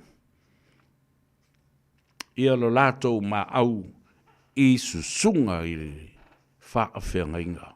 Ma le au whainga luenga pa ia le tu. Ai wawa ai nei I le whaalau I loa atu le epa ma le HOPP. Ele whape o whātua le nei tala o se tūlanga whale tonde ai. O le mea tilo I o mata ma o whaita wina, ma o mai ta wina.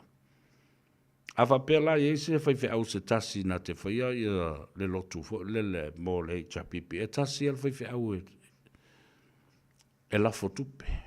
Tasi al whaiwhi au e momolino na lafo.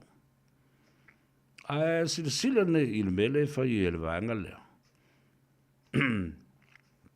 Le sunga lau le mali toa ma le tau tele o whaipule ia lo lātou sāpamani. E o mātou whaiwhi au le so mlesi whaiwhi au alu atu le pātele, alu atu le Assembly of God, alu atu le Emanuelu, po le alava, alu atu I le Epikopo. Toi wala au, ei si whaiwhi au o le au whainga luenga. Ua pa u mamisia I mātou. A ta umai ae le waku a fwoi ma le whaasoa. Lau pāsese lea. Ona li liu ane lea, wha solo mai lea lofa tu lai, ma le ma au o sui whai pule ta I to tasi. Alu le whai whiau, alu atu lesi whai whiau, alu atu lesi whai whiau. Au nofo mamai tau, toe a te ilima afe, te iono afe, le ma au e whafola ma lau sa saa I whai whiau ma le au whainga luenga le tua. Oka. E ma tau tia. O mea nā o te maitawina. O mea nā o te maitawina.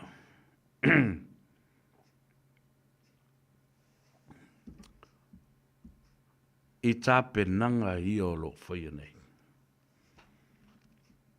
O lea tātou o e wawai foe. Ia. Tāle pese e si siva I ai ia le au ave tāwale ma whea ala I lunga le ala tele. Awe ke moi ka ke oa mo mori o il kou whale. Ina ia e tau no o malaman buia. Ia. Ma ia. Ala o baba e tune il nā wanga I I tali ngā sua. Ia whapena fo I osi ngā tau langa o le fiafi. Ia o mea masani na whai. Wala au lo ka mai ki fo le Samoa.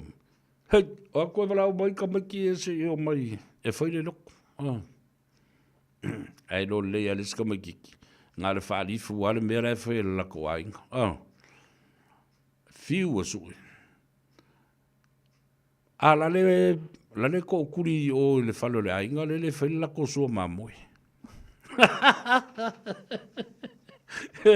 E lo ngal fali fula fai la ko ainga a langa wo la le fai le so ma mo la ko ainga me ka lo ko fale ma ka ai ka fi ya mi o ka maki ya viole to nu atu mo mbi ai ainga ta si po I o ai o lo ngafa male ngā se senga o tau mawhitanga, ia ai mai se fu o tiu te whaatino I lo toi whale le ba ai o le whanau, ma ta mamtina mātutua, ma lo lava le ngā le ruemba le whai o le Faiva le nei aso.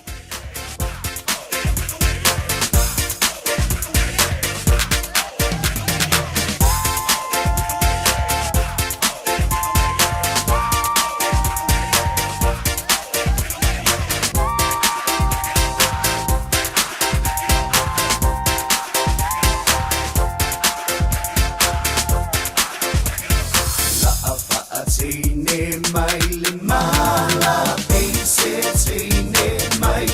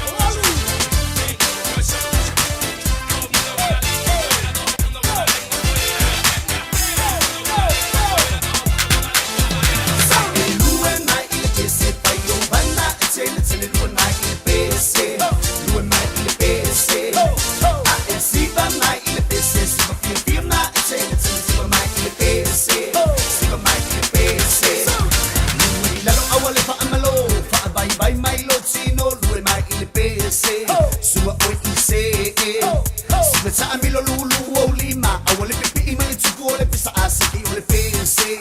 Pati pati o lima. A elue mai i le pese. Pai o bana e tene tene lua mai i le pese. Lue mai i le pese. A e siva mai i le pese. Siva fia fia na e tene tene siva mai i le pese. Siva mai i le pese.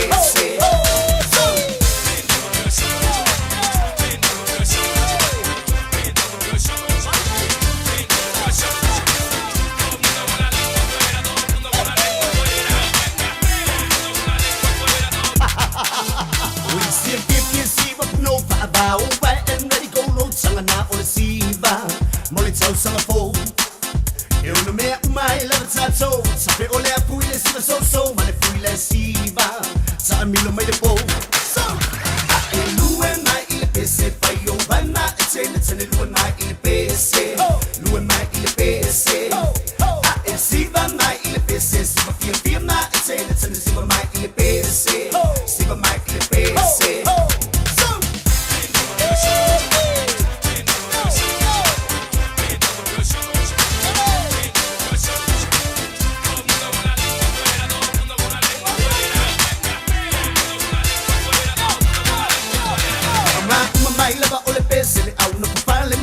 Le fa muy ai o la tupete fa malo si mai ai lo tino le vai la lea uanga wile pitu suane lunga lulu lo tino sala e lue mai ile pese pa yo bana tene lue mai ile pese lue mai ile pese a e siva mai ile pese siva fia na tene siva mai ile pese siva mai ile pese a e lue mai ile pese pa yo bana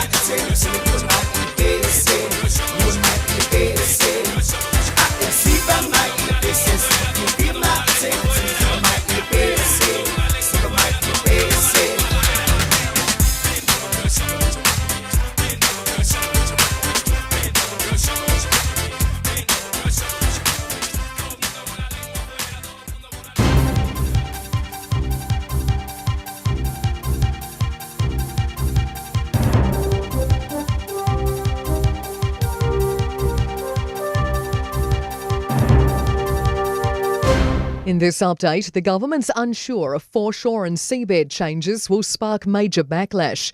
It's going ahead with plans to make it more difficult for iwi to get customary marine titles, giving them rights over certain coastline activity.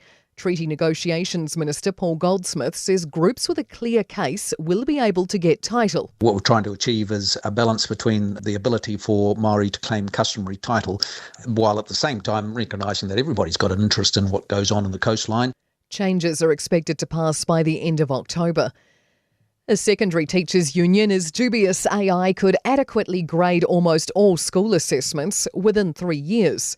The government plans to replace NCEA with a system emphasising literacy and numeracy more. The Education Minister also now saying AI is already partly in use for marking, and NZQA is confident it could do almost all assessments by 2028. PBTA President Chris Abercrombie says he isn't convinced. Seeing how the students write, understanding, reading between the lines, sometimes you have to figure out what the student is trying to say, and I just don't know if AI is quite there yet to be able to do those kind of things. A 15-year-old boy's in hospital after an attack at Auckland's Avondale train station on Sunday. Police allege a group of youths got on the train at New Lynn and followed the victim off about 1:30 and assaulted him. Photos show him with a black eye and cuts on his face. Police say a pair of sneakers was stolen, reportedly Nike TNs. A magnitude 4.7 quake has struck 25 kilometres north of Whakatane just before 5 p.m, 127 kilometres deep. And police aren't taking further action on a Canterbury University rower allegedly throwing and killing a crayfish at a Christchurch restaurant on Friday night. Courtney Winter reports. Video taken at Riccarton's Madam Kwong's BYO restaurant shows a man grabbing the creature from a large tank and hurling it into the car park. The rowing club says the behaviour at a club event does not reflect its values and it sincerely apologises. Police say they've spoken to those involved and the crayfish has been paid for. That's news. To sport, and yet another injury blow for the Warriors in League's NRL. Interchange forward Jacob Laban is out for up to 6 weeks after breaking his leg in the loss to the Dolphins, courtesy of a dangerous tackle from veteran prop Felice Kafusi. A podium finish while building for the future are the dual goals for the Tall Blacks at basketball's Asia Cup in Saudi Arabia. New Zealand open their campaign against Iraq from 8 o'clock tonight.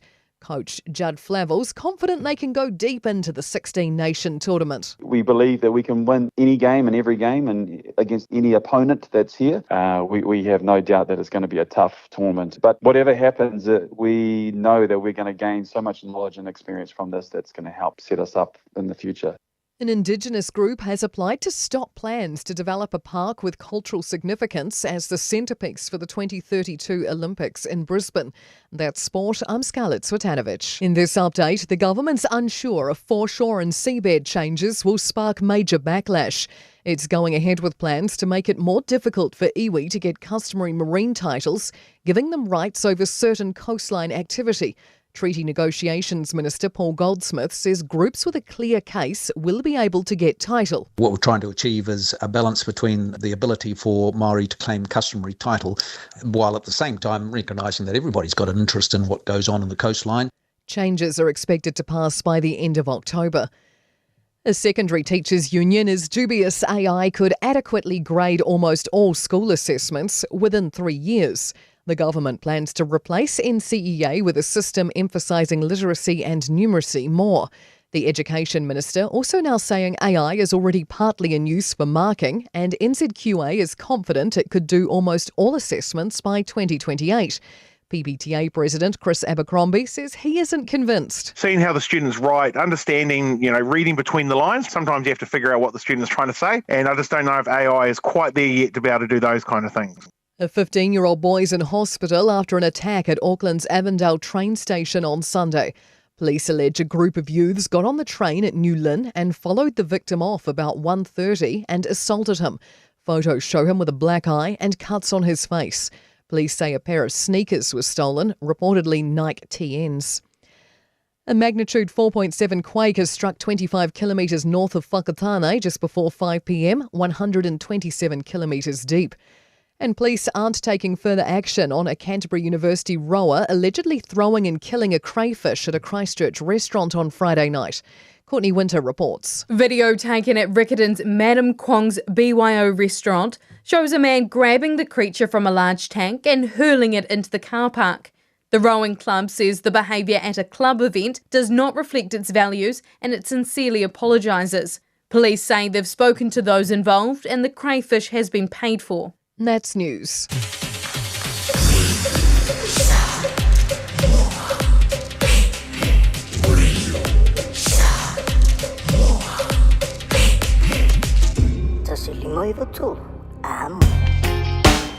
Radio Samoa, tasilima ivatolu, amo. Radio Samoa. Tasilima ivatolu, amo.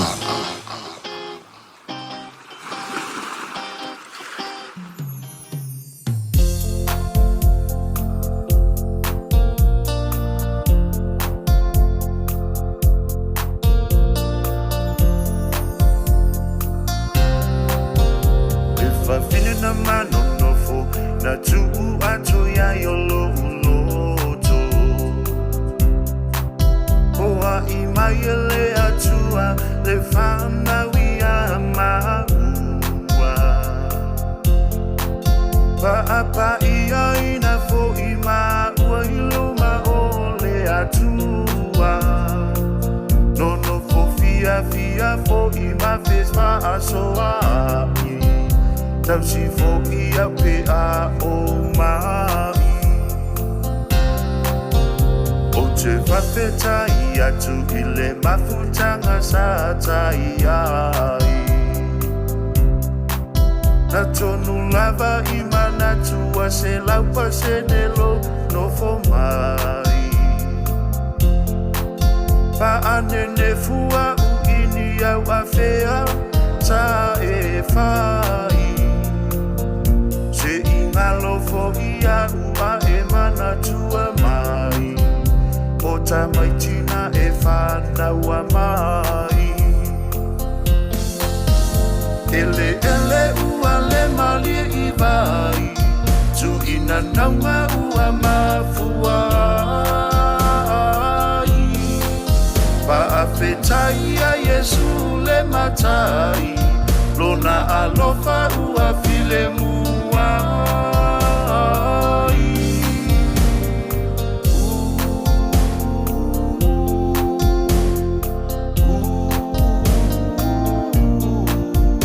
Ele ua le mali I vai Tu ina naunga ua mafuai Tatala noanga mafutanga yo olava I le oti Pe o te mua mua fo I lau tala uanga o a ulava A ole nei wato e tala lo mawhailo tua o I lava A sa o ngalu e puno a I lava Amao ni lata mafutanga Ai wihilea ua uma o te leto e fia manatua Wa o whaamanga loia o iluma o le atua Aloia yo Faiva ia manui alau whaalua Tele ole ni wanga lele ile atua No fo maulo ila ufa alua Ele ua le mali I vai Tu ina naunga ua mafuai Paafetai a Yesu le matai Lona alofa ua file muai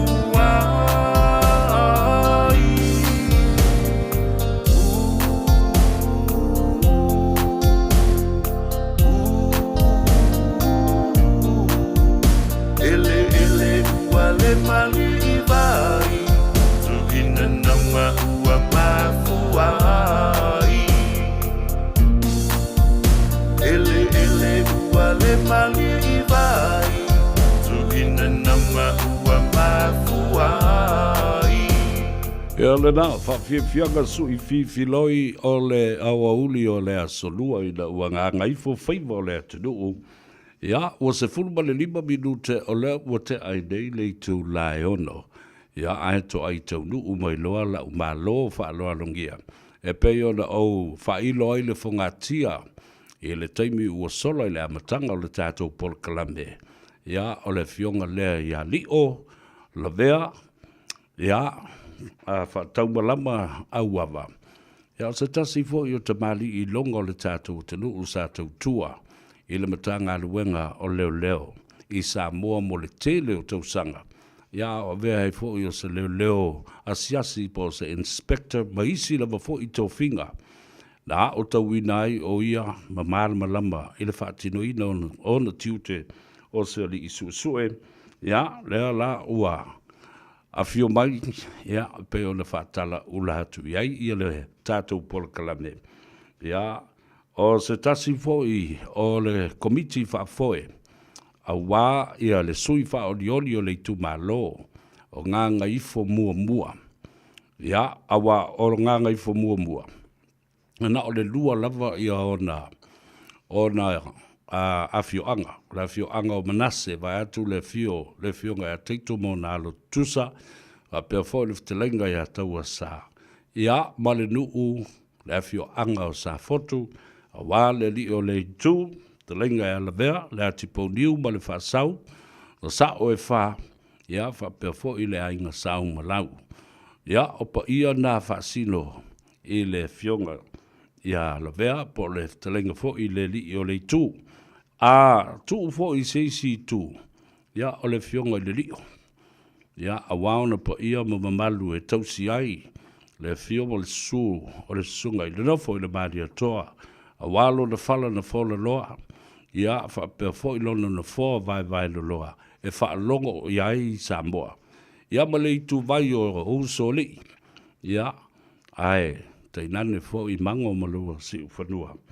A wā ia le sunga le papali ia fa pe fo I le ati papali I o le fala na fola I luma o Samoa.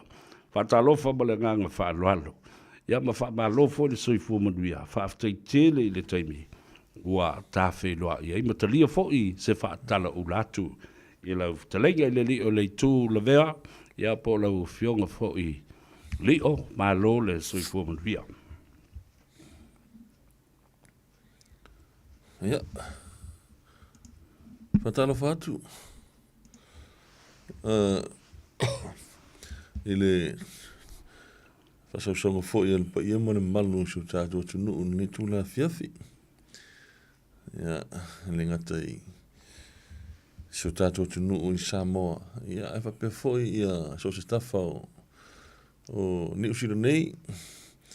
Ia, ma is fo ia tunu e pe o na mawina ia o lo mawhaifoi o na o tu iaire tatu whasalonga ni tu la fiafi ma mai mai tatu pokalame Australia, Amerika ma so se staff for nina lang ia e whatalo whatu pa ia maulunga ma iei monga stele se pa ia monga iti ia o pa ia o Samoa whapena o na whafonga mai fo I tatu pokalame. Ia, malo a fua ai lau maua ni tu la fiafi. Ia lau.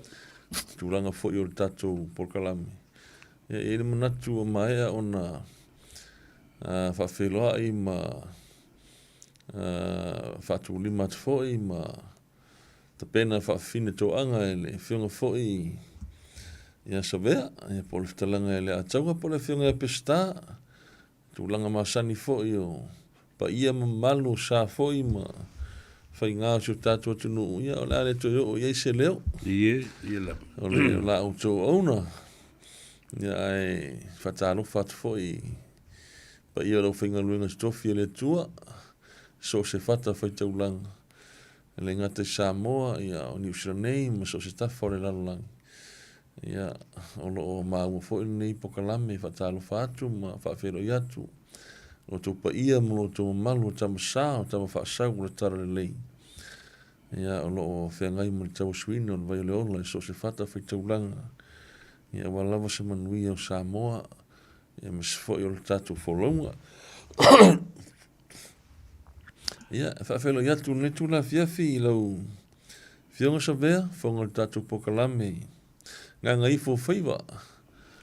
Ia o le me tau watu ia ua ma oso o manoa I nei 2 minute ia po o se I tūlā fo I o toi o tatu teimi wha tūnanga ina. Ia e whiwhao ngā staunu nia manoa ia wa fo si wha soa o lewa fo I aso o tatu o vala. Ia lau. Ia au mau e fo I se o tatu o tunu. Tūlanga fo I o whiau mga luenga. Ia e ui ina umawai atu fo I le tatu whamasinonga sa tālia ma tapo ia sa whenga iai le masina o me whaasoro mo ia iuni. Ia leo lo tālia se whai unga le whiunga whamasino. Tūlanga fwoi o le tatu whamasinonga ia sa whapena o na alo Faiva iai tatu legal team le ngatai Samoa ia o tatu KC fwoi sa marangatu I New Zealand nei.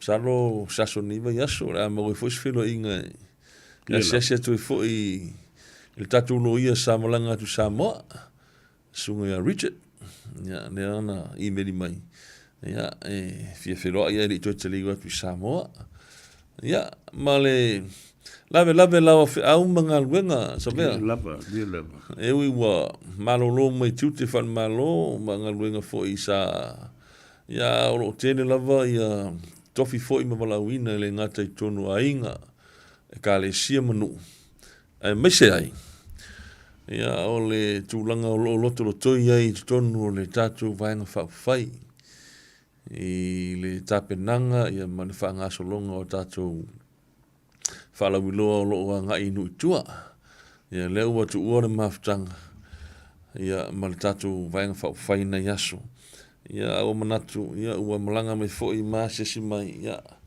ona nisi fa mo nga tau ia masano le wa mai ona fa ilo fo ile tatu pokalame ia mes fo ile tau ia ia fa mo fo ile tatu tu malo nga ngai fo mo tasi sa fotu manase se I tu lo fo ia swafo fio anga malu tatu tu malo ia wale tapena atu ia pole sa uni atu tatu suifa oli o lo tau vai lalo le fua le tatu vai nga fai fa tu le tu sa mo tas ia le to fai le li tu ia la vea lau folasa so mo na paulo ia le wa ia se manatu ia wa mato fai malanga mai ia I Aotearoa ia se mai foi se fa manuia le tatu tu malo foi o lo lalampa pa au ini New Zealand tatu Felo foi manunu lima.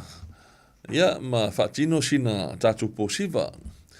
Ya sina seleni ya ona lavale tulanga ma yai ya tulanga foi le lofa mulanga le leipe ili pe lo falvao. Ya ta u lava me umaile tatu tapenanga. Ya pe tulanga na lo fianga sove. Msalo taimi la tatu ya ngai taltala vainga le. Ai ono le o lo yai lunga le tatu fatulima. Ia whaatalo whalo ia tuelo whiunga ni whonga tatu pokalame. Ia malenganga whawhitai ia ona o maua sea wanoa. Malenganga whaalo alo. Vane whawhonga mai o siu tatu o tunu. Ia, alo saudo e lau whiunga lio. Ia, talai fo I ma malele ma tanoa lau talenga la vea le lio le tu. Whawhitai bole talibala au o ta wheloa I fo I le anga le leo le tua, walolo fo I aso ta te le wheloa. Manatu o le a ta le a ngai le. Manatu le a ta le a ngai I le a fo I le whaamsinonga e pe ona whenga iai. Ia, ma au te le to e alo ina fo I le na o ngā sami o no lo manino o le mata o le vaima au o fola. Ia, o lo o ta oto le whaamsinonga. Ia maona fo I tawulumanga ia ma se whai unga o le a whongaina I le masina o ke topa. Ia ai tātou te whaatuatua I le atua o le a mawhai o na ia whaasusulu le la I se whai unga o le a au maia I se teimbe o mua. Ai I le nganga fia I la vitalinga le vea o leo ai o mai e momori mai ia le sui o le tātou I tūmalo. Ia, ma o te manatu wai foi, e ese le tāu o lea manoa, ina ia mawhai foi o na whailo le whangatia, ma whaalau I loa whaalau wai tele. Ia le tūlanga o lo iai le tātou sui tau wā. Ia, awa pi o le tātou I tūmalo. Ia sa tele lava o sui sa tū lai mai ai, o sui lava o le HRPP, mai la tau langolangoina. Ia le vaenga e puipuia ia te tau o tangata leo sa se ei fo I tu le epa ia o fo I wa o le anti fo o tātou le sa se ei nei ia whai malo Kikas Towers e o fo I isi paia inga tātou la I mai fo I tu loa sa tu fo I e le fua ma iai tono le whainga malo le HRPP e o ia I inga o ngā inga. So, o le teimi mōmola le nei la vea, o leo o momori mai ai ia le sui. A o le fitalenga la vea, o le ata mo o I lalo le fua, o le whaatuatua I le atua sa moa ua tasi. O le a sautanga I masauti le sila I ai, I awa noa, I le tūlanga o le mawhai o na sao mai o le li o le tū, I le na fō leo le tai tū malo, o ngā ngai fu maunga numera tasi. Ia, whaafitai mo le whaafisili.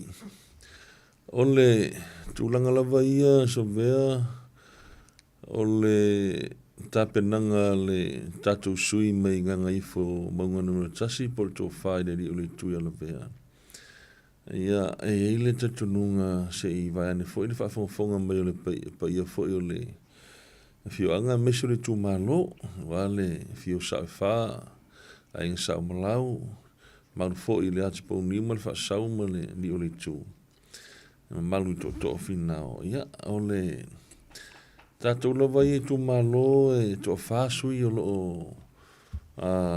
tau whāle te minei tātou whainga pālota.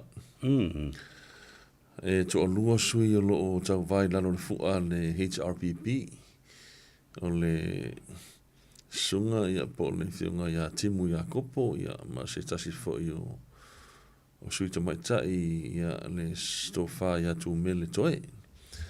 Ia o le tofa ia la vea fiso ia o loo tau wafas tutotas. Ia toi mal tato sui o loo tau vai lalo le fast ia le tofa ia la vea lalo folaso mona. Ia le ua siiro na awe na te tau avea le fua le fast.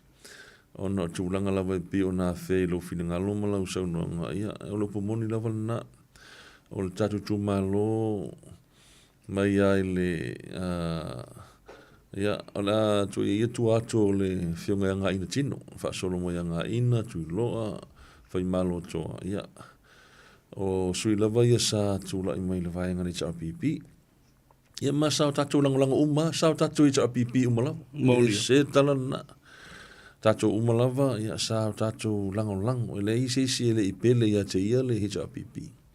Ia e ona o tūlanga o swinga fo ni vai tau ma te tununga ma tūlanga fo le tātou ma tai tuina ma le tātou wawa ai i le swinga wa iai ia pūlenga ma tai inga ma i lātou lo avem tai tai i ua se ese le lātou wha mua men mena iai. Ia le o tātou whiwhili ai ia o le a whaite swinga. Tātou whiwhili le whātou tua i le tuasa motas. Ia e fatula i mail tatu sui lea ua tapena le tōwhaia la vea no folasa. Ona o le tele ma le anoa i o mafuanga sa vea. Mari lava. O le upomoni lava o le tōwhaia la vea no folasa o iesa te te ifono. I le tatu fono whaavai ia sa lufi-lufina. Le sa ngafa ma lufi-lufina o le tatu miliona foi da ta la proketi marila salo stemi te wa o le mo mai ta pena fa mo o la so ta ya ia fa to ata no me la malanga me sa mo no malanga me ta to fi fa dioli e me fo yo so a committee man la te fono fo yo campaign committee ia le o ta pena mai male ta to oso malanga ia o tau maftanga Samoa so sto inga tau mafa SS ia o ta pena mai wal tatu posiva le fefiras froil nei Maria o le la o mo mai ia o la so ta ia le amalanga mai ai ia o le aunga lava o te o le fa mo ia o mato ui lava yala o le mativa ia o mane tūlanga fil mo mio de sosani ia ala le tu seleni ia wale ta penanga ma le fatu peina o nisi vaenga ta ua o le tatou fa moe me sei o le ta pena to le tatou sui fa o le mo whainga palota e te tununga o siu tatou tumalo sa fotu e tu lou lava o le tūlanga foi o le to tele lava o nei me sei la to au sia lusu tatou sanga palota wa nga va amor palota ia o ye tūlanga foi le malosia le tūlanga foi le tatununga ni HRPP ai ona le o tatu tumalo ia sa pe ia no fai atu ia umi tau sanga o tautua ile vai no fai HRPP ia ele o fengo fia foi na matu tapenanga man nga luenga lo fai nei ia e pe ia ona le pomala ile palota le lu olo tas tolua i tumalo le sa mauai nei sui le HRPP mo te sala fai e pe ila ona ia fianga i sat paitea ia mfasale le anga numero 5 le satu la i mai ia pestawa fo ia msat paitea ia lau tafi pesau ia ma ilo sa fotu i le fianga fai malo ki kastawa le ala lo nga lu le matu komiti ma tato uma lo langolango ina le fatu tu le tusa mo tas ina ia tato moa le fole ina ia upu sawa ona o tato tal noilan ia o tau on falan mo tato tu malo ai sia wai no malia tato tu malo le proketi sa ve Maria po moni lava no se tala vane e foi vane lo sara fatu o le tatu wata masalo le se tatu pokalame o mo ia la tu ina tu ia ata o ati nai ia po o le tāua ma leo ngā poloketi ia kālesia ia o nisi o aonga ia MCI ia o ainga taitasi o no pomoni lava msalo e le o stara fatu o lo whafongafonga mai fo il tatu tu malo sa vea o le falsa lava ia po le manu malu tapua i le metotisi wa mai o na wha ea marulu e conditions umas tonu o falsa al manu malu tapua whatupe le tatu poloketi ia o nanga luenga e nei lalo i fosfulu afe tala sa whatino e le poloketi o le manu malu tapua i o le e kālesia e whakasaro i le sunga toi ina ia tanielu ia ono foa fou no foa fo ile la la ile uta po ia male taio so uma tonu le ona moto le mal mal tapo ia le ngata ile o moto fo il hol mo moto ngal wen ole kalesia pope ia ole pale na pidiki chilea mai lumo la wala nga itua ia ele lalo sfulu afe sa fa tu peine atina e boni so soni kalesia e ole kalesia mamona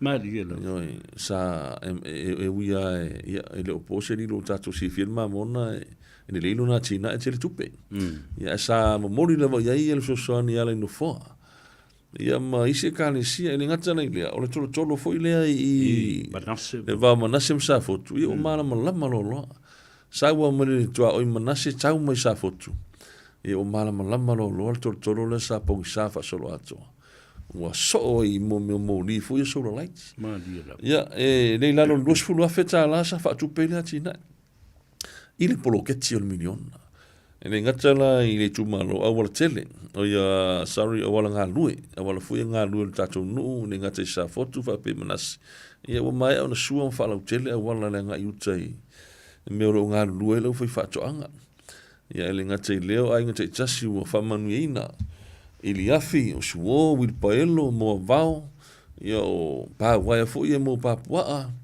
tu lo ia mo so se mea la vai ati au ngā mo na tina ino a inga tofu la inga ma fa manu yang e pe o tu langa lea so vea ua inu tatu tu malo e ngata i si o tatu tu malo sa fotu ia te tonu fa penare telo tu malo i si o tatu tu nu o le poloketi lava leo miliona leo lo fa na nau i loto tangata pe tulanga na wa si ele ao le to fai ala vea lo folasa ia ole ia anga i tau vai de palot ia ono nau lava ia tu fatula i maile tatu finga malo ina ia tu mo fa manu yanga le poloketi miliona ai mese lava ole o si tiere 2 miliona ia ono no winga ole a sili ono fa manu ina ia si tatu tu malo ia waile fatu salia tatu tu malo inisio tu malo te tele lo ia o Gagaifo bango tasi lava ia e na o sa fotu manasi ele ngata na inea ia o tulanga foi lo matafanga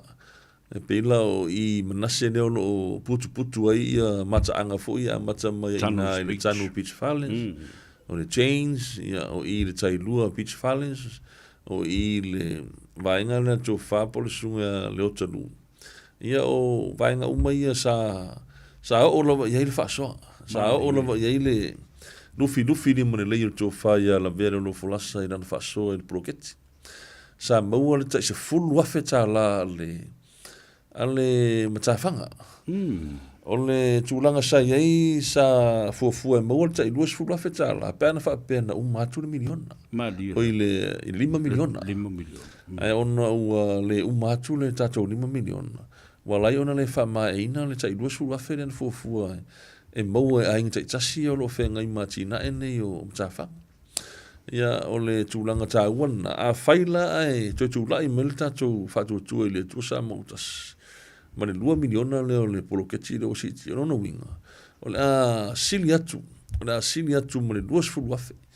O te tonu le lope lata le 5 fulu afe e mau e le mtafanga. Pe a fufu e le 2 miliona leo le ai. Ono winga e linta mai tupe le ate le so soani le atina ina o mtafanga nei le ngata i toi whare leia o fale o lo api ai malo o falta ele o mukuka ia mfatau fatotonga i mukuka pusa aisa microwaves o ngā o muila tere lava tūlanga o ngā iai pe atu tūla i meile tatu whainga malo o te tonu fo i o le tele au nei a inga i o lo fatino pisinisi nei ia o le ua tu umaile lango i le tatu whamoe moe mo le palota ina i atu e fatula i le tatu whainga malo ina i tu e mua whamanuianga nei savea e le o ni ta mai tupe nei tupe a tatu tala noa le sifuru afe le o sta mai tupe a alfisili ia sa maua mua ni whamanuianga fast food tau sanga tanu gai una tula i maile e tau pipi sa maua ni whamanuianga ne o tatu a inga e mese o se o tatu tu malo ia alfisili na fisili nei level tangata ia ilona fina ngalo ia malona loto i tūlanga lo ta pena tu ia ai mese lava ia ole matou ngalo due malos ina ia tula i mal tatu sui le ua si ilona au e tau avel fu ar fast ia pe ole ala le matulanga le ua matou ta pena lava i me ngata ile ta pena nga sabe malo e tūlanga tau se le ni pe ona malanga me tatu sui fa aliol ia te tonu le na o tatu sui fa aliol le o mai tawinga lunga le ia tere lava ona tatu sui fa aliol ia le foi sa vai aso e foi to na ile sa fa tino e foi fa mo le fiunga ia foi mono ona pute i ni nei ia le ngata idea o le ingo matua ia alevena ia pe ua anga i mai lava ile tūlanga foi le ole a wala vave ona o le taimi ua tu mai numa le tatu palota wa le o tau sanga fou ia o le ua tu mai le masina nei o se le tatu va o to sanga ia pe le ala na o matou tu wa le mata le vai ma fatangsia le faungana ina ia tatala mai la ulo te man vai ia la i lo to au foa ia misai lo au mafola ia e vala au fa lo tu fo i tatu tu malo ia le ngata ile ia o tatu ainga falenga Gagaifo mo le ngangae tatu o ainga tatu o usu a mata mo ia ngangae se yo Gagaifo ia po fa sal anga po sala fa ya to modia le ngata le tatu tu malo tama fa nau ia o lava e manatu e lango le tatu fa mo ia ele fa tu o ia me le moni mo so va no i le asfaile pe tatu te tu malo fa tasi pele ai ia te tonu lava ia ele o mafai lava o tu e lalo la me pone lango ia mese ai ia o le o matu ta pena ia a fai ua umi tiri tu tau mafa se fai e fe tu lo mani me o tatu tau mafa ma sani me samo ia le o matu ta pena mai lava tau maftanga mafa tatu te fia ile pole o la soreile ile posiva ia ma serve tatu tau maftanga tatu te tali sua ma o tatu fia fatasi ai le fa mo o le fionga le fai pure fa leoni mai sa foto ia pole tu malo Gagaifo mongo no tas ia alo fa alo va tai sa do fa lo voi pe telai foi lo telenga le dio le tu le ver po lo fionga foi lio ile tau o tele o le tala ai fa fonga Samoa ia mai se o tatu ainga mai le motele i sala fai ave fo le ia vado e bo le fa tai walanga tatu te va lata telefo i male tatu anti batu ona taulangi le fionga fai malo le toa Kikas Towers ia a malo fo inga luenga le leisa ia fatino ai tatala no pe le to fai le o le tu o le vea e nofo lava le tu malo o ana tina e fa pena fo i ona to mai ia fa pena fo i lana tautua o lo winga o lo o tua vai tua lima i ai i le tatu nu uma le tu malo ele i alu ese mai lava ma fa pe wa nga i atu i seisi atu nu po a pia po le sau fo i New Zealand ai o le malosi ato sa fa alu i atina e ma tautu ino le tatu nu uma le tu malo ia faftai sabea o le tūlanga na o te mita i foi ma whaamu ia foi le tatu tu malo ono le tatu tofi le ua si lima mo le whatu tue le tua sa mo tas tō whai ala vera no folasa se tasi foi o tama matua fo I tonu tatou nu wa longa fo I lan tautua I tonu tatou nu wa afu fo I lan tautua I tatou nu I le ngata I tonu a inga I ona Faiva fo I matiu te whaamatai mai se lava I lana tautua I le kalesia o le sunga ia o le tofa ia la vera lo folasa o ia lo lo toi le komiti le kalesia katoliko tono sa fotu e komiti o le kalesia tai fono fo I inisio komiti o lo lango sua fo I le sunga patele ma le sunga ti akono I tulanga fo I o tu tino fo I o le lato kalesia fa foi pese au nanga fa autona vo ia o se ta mai ma lo si tele lan tu tonu le kalesia ele o se tala vane ai o lo fa fo mai fo tatu tu malo ia o se matai tau si ainga ia no fo lava tonu tatu nu sa fotu ia mfa tino tu no fo tua vai tatu nu ia me se ai o sa fa inga fo tonu tatu nu yo no fai Dilo. Wa fo ina fio sa fa ma ai sa malau mo na tipo ni mo fa sa ya ta si fo to o tatu tu malo e to fa ilo ni swa fa fo yo lo to avea ma ti wa ti wo ma tala o to no tatu nu yo no Faiva ya me se lava o ia le sa se e mai ile te fono o le tatu polo ke ti milione el for fa vai o se tu langa fo ile sa whanga e tia ele loto o le leo le alanga o lo alanga ine tono le tato nu isa fotu e le aise ngulu e le aise wha le tonu sa va ai le taimi o ngā lue la vea folasa i le whatinonga o le tato poloketi o se tangata e lufi ni mare lei e tutusa uma tangata i a maainga uma I lana whasoa e le I whaapito foi ni manu I atas e o foi se o tatou pitonu I manase le fio taito ma onalo ma talanga tau asa ia me se yo sunga fa fenga I manase ma le tatou e kalesia e fakasa ia sa fa times atoa ia le motor ngal wenga ma dilo I manase o le motor ngal wenga ia atoa I ma ni so fale tua ngal wenga ia I lona tulanga foi le o le toe fa tele ina ma toe fa lautele ia polo keti lava sa fatino I me uma sa mo filo inga malesunga fa fenga ia piula o le fakasa manase ina o mato wo atu le road show ina I tatu tumano ia sa fa ali fo I le sunga fa fenga le te leo le saul polo keti I le kalesia fakasa manase le ngata lai sa fotu I le kalesia metisi fakasa katoliko mamona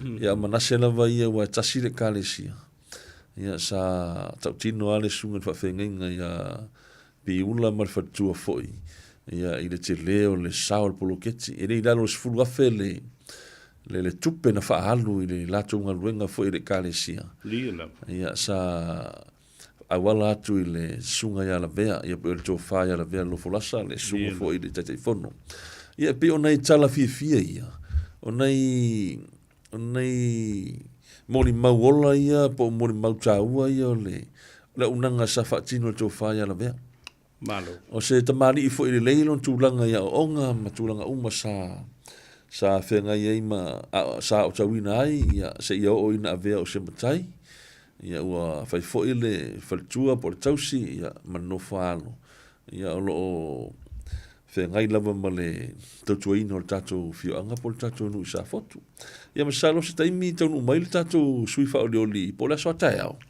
ia la mau fo sa mono tatou te tala noa ia masanga whaasoa I pe o nanga wa fo I matulanga fo I o o se mon mauna I matou maftanga ma le to whaia la vea o se tangata uanga wa ua te le ia leanga wa nati tau a vea ai ia ma fifini e fo I a vea o se sui o le tatu malo pe a na tau a vea le tofi o le tatu malo ia pe a fai fina ngalo le tatu malo e pa lota e fatu rai ma le tofa ia la vea lo folasa e fai ma tofi o le tatu malo ia le ni fo I pa e inga o le a tatu tapena tu iai malo whaftai e lau telenga le li o le tu la vea o lau fionga fo I li o a vea lava o e fai ma fonga ta moli o le komiti whaafoe o lo o momolia mai le tātou tofi whaolioli mo le tu malo Gagaifo maunga.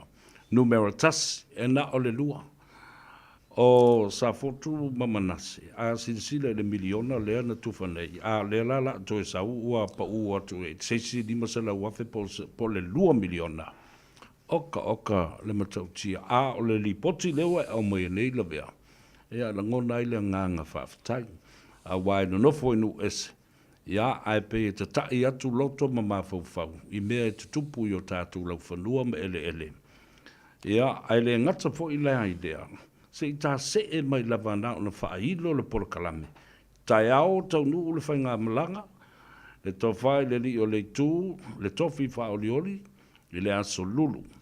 Ia o na poto leo o moli futi afu e tasi le tau le sfulu tasi o le a wheloa i ai, i le ava o le wheloa inga se e a tātou patipatia le tau nuu mai o le li o le tū ma le tofi whaolioli, Gagaifo maunga numero tasi. Ia o le awhaia le nā, i le tau le sfulu tasi, i le no fuanga ua whaingoina, o le Holiday in the Hotel. Tā le nā le sfulu tasi, a whaafonga mai lo tātou nuu o ainga. Le fo e whaafonga mai o te le lopo o tau nuu mai i a Uncle Masunu tu mapu teito. Ia whapena fo i lo whaafonga mai. Ia le tātou te mamatua, leisi fo i li sa o le tātou ainga, la vea tō vi o o whaafonga mai o Tara. E a whapena fo i le whailo tusi o le kalesia e whakasa i le sunga i le toina, talia ta paleao, ia ma le tō whai a la vea. Ma le tō a tele o le tātou ainga, whaafonga lei. Mai manase se ia pa ia finau le whare pou whai sula mai. Se ia pa ia lalo kawa e lalata i aiso alo ma le whale whao sa maunga whapea foi le mamalu le ainga sa pesta. Se ia pa ia masina fiafi ma ba lepu. Ia awale a inga o ma vaenga se ia o lava e tawatu i si upa. Ia ma le pai o le malai filongia. A fio ai sa tupua ma sa maria toa ma le pa ia i le whale tolu. O le tātou i tū malo uma le nā. O le i tū malo e te le. E tasi le pule whawai. A whiu mai tātou militino le aso a tai au. O le a tātou wheloa i atuai. I le aso tofi, whamaulau ka lena. Tāo le sfulu tasi. Holiday in Hotel i mangele Scott Road. Ia, o le suengo fia ia. Tātou wheloa i ai, ma militino, ma mili ala whau, ma lulu lima fo i mo le tātou. Ona mo ea lea, o le a, o le aso whareile. Wa o pe o le aso tofi lava le nā, o le a anga i ai, ia le tofa i ala vea i lunga o le tātou pole kalambe o le tauta iai. E maua fo i lona teimi le tātou pole kalambe, o le Gagaifo Faiva, ia po o le tāno awa i le aso tonai. Ona ole le aso whareile, tā le tū lai o no, ia wa te tala le whai toa, o le tātou no whanga le nā wa whaingoina. Manhattan tui Samoa, tasi iwa wha, Dominion Road, i nai Mount Ruskell, ia wa masani eile to tele. O le ulufale, lua se fulu tā la, tanga iane ilunga, o le apia fōlinga, lo iai i le ata o le tātou sui tau wā. Whapea nā fōi, o le a whaalau i loa tu lava i le Gagaifo Faiva. Whapea fōi ma le pole kalame a le talenga i a siata, ma le fionga i a fui maono. O le tauta iae, ma le Blue TV. O nei mea uma, o le langolango mai lea a le company ua nātou vesoso ni mai i lau talenga le vea. Ma le tau komiti whafoe wale tātou sui whaolioli o le sponsorship on na tāpena ina e le awhionga i le whaasina i a tole foa i a po le sunga fo i le whaafionga inga o le amapasa fo le nā mo o le tupulanga matamaiti sulu whai i le Samoa Victim Support ma le malo Samoa le sunga le whaafionga inga i a Reverend Larry Tupai Lavea. Ia malona au a inga whapea fo i le fionga le ngāwhtasi a Fumono, le Blue TV po le Blue Wave, ia ma le tau te iai. Oka o kai se anga le lei mai o tangata, a o le tātou tau mawhitanga la i le asa whareile asa unei. Ia, o le nā, o le lava mo te toe le whaasoa, mea ai masani, ai salani i la utou whaaloalo le ma le saumoria am te ona ao iai ia le sui whaorioli, ia malau vtelenga fo i le vea, po lau fionga li o oka o kai. Ia le fia ai, i se whai ai fee, o le whai ai pusi, maisi mau ngā tau mawhitanga o le momoli mai. I le nā o le luas fultala, fio mai, whai lau siva, wangan pawai o me whai, o le meo whaalolonga whaasa moa le vea, e tongi lau tupe te siva ai. Ai, o le no whanga le nā, no whanga nā, na whaamatongi atu whapena, o le atu e whaalawi longa tu fo i le aso tai au. Ai, nā na tā se e ai le mata upulea langa e tā ua te le la lava sausi le sila le vea. Po lau fionga fo i lio. Ile mood malangona o tātou tangata tāpua, ima tangata lango lo i a isa mo le te mili nei a o whetalo loa i o le whatutua i le tua Samoa o tasi i ana whaalawi loa whapena fo i le to ino tu le epala tau ma le champipi, fia me ma le vaenga le Samoa poto lau a whapisinonga i sautilo tilo pe to a fi maali e le loto o le tangata fast o lo whaalongolongo mai. Ia, whaftai mo le whaasoa netu la fiafi. Ia, o le lava o tatu iai le tapenanga wale ia ngātu le tatu whenga pālota i le o te mamao. I le lua vai asu tanu ai sa mātou ta amilo ai le tatu roadshow i le moteri salafai. Ia, o te tonu ia e whamasino lava la o tau si sila ma la o tau mai mo atu i tūlanga lo iai le se senga o roadshow i o lo whaatino le tatu atu nu. Awa i le lua vai asu tanu ai le sa mātou ta amilo le motu salafai sa vea. Ia, ale lava sa tau si sila tu iai. Ia, na o whaatasi lava roadshow e lua. Blue ma le red. Ia, sa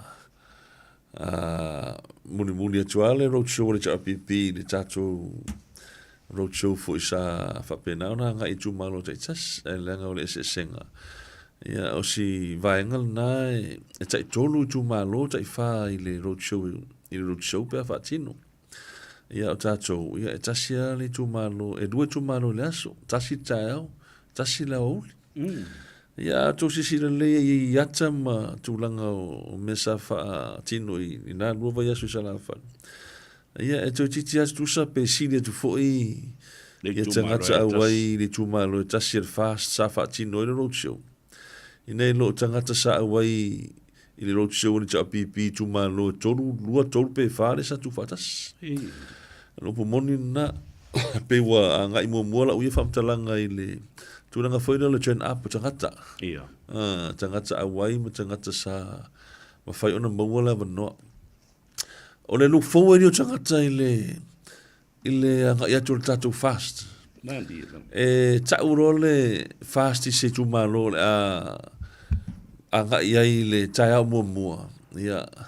Tate langona i whamtalanga i lunga le ea ma tūlanga fo i o mai le tatou camp a o camp i sare longa ma le tanu ma o le vaisala o town.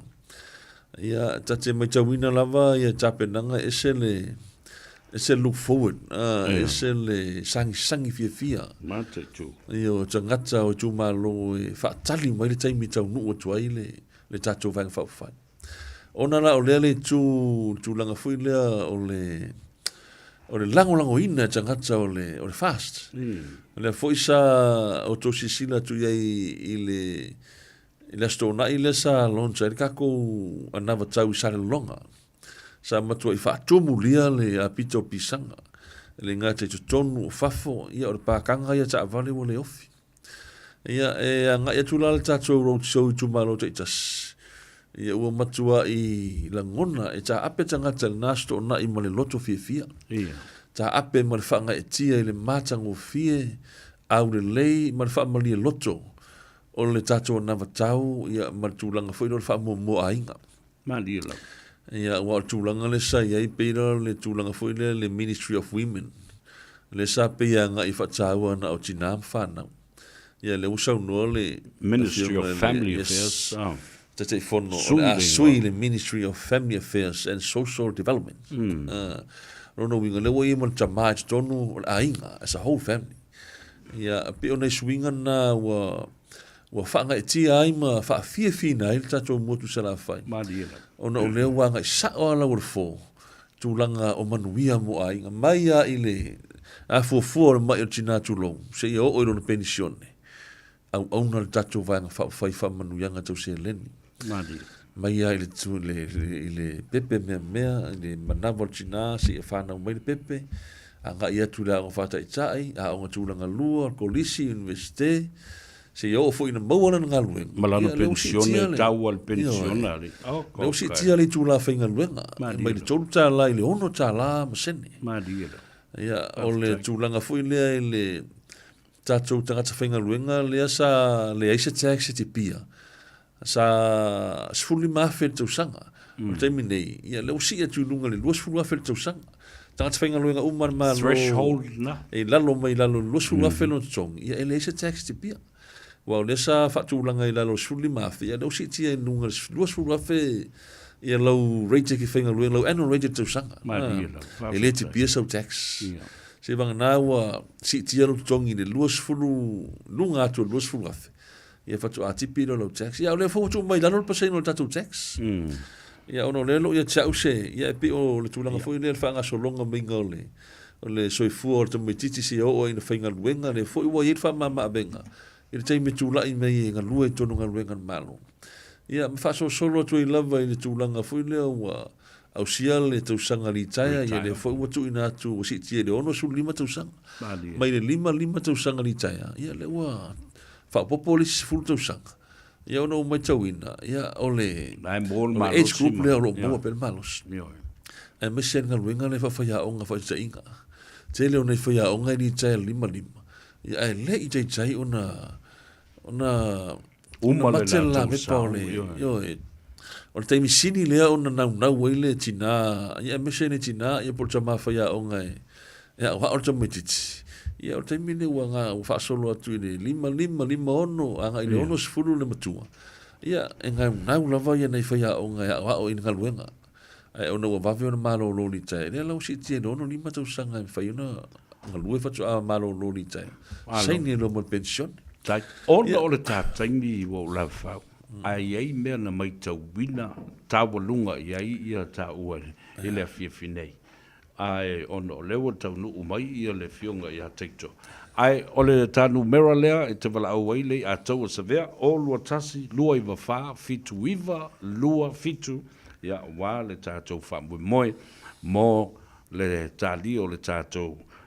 Sui whaolioli mo le tumalo Gagaifo maunga numera tasi a wasa fotu ia mamanase ia upu mulmuli mai lau fionga tātou mawai hei ia whaftai ia ono o tātaimi ia e manatu e mau fuisawa noi la soa tai au tātou te whasoa atili ai o le ngangana o tātou whamoe pe o na tuwai fui a inga ia mal tātou roadshow o unama ngalue I tātou komiti ia Samoa tonu a o te ronei ia mesilava I tama whanau o tātou I tū malo Gagaifo maunga numero tasi ia po o tātou moteli sa la whai lango le tātou vaenga whai o le whatuatua I le tuasa mo tasi ia mai lo tau au ia tātou papena o na mon mawina wha moe o le tātou posiva tātou sui o lo tāpena tō whai a la vea ia I le afiafi o le swarai le tāle tūlai ono a mata le tātou pokalame se I tau a le suma le tasi le pō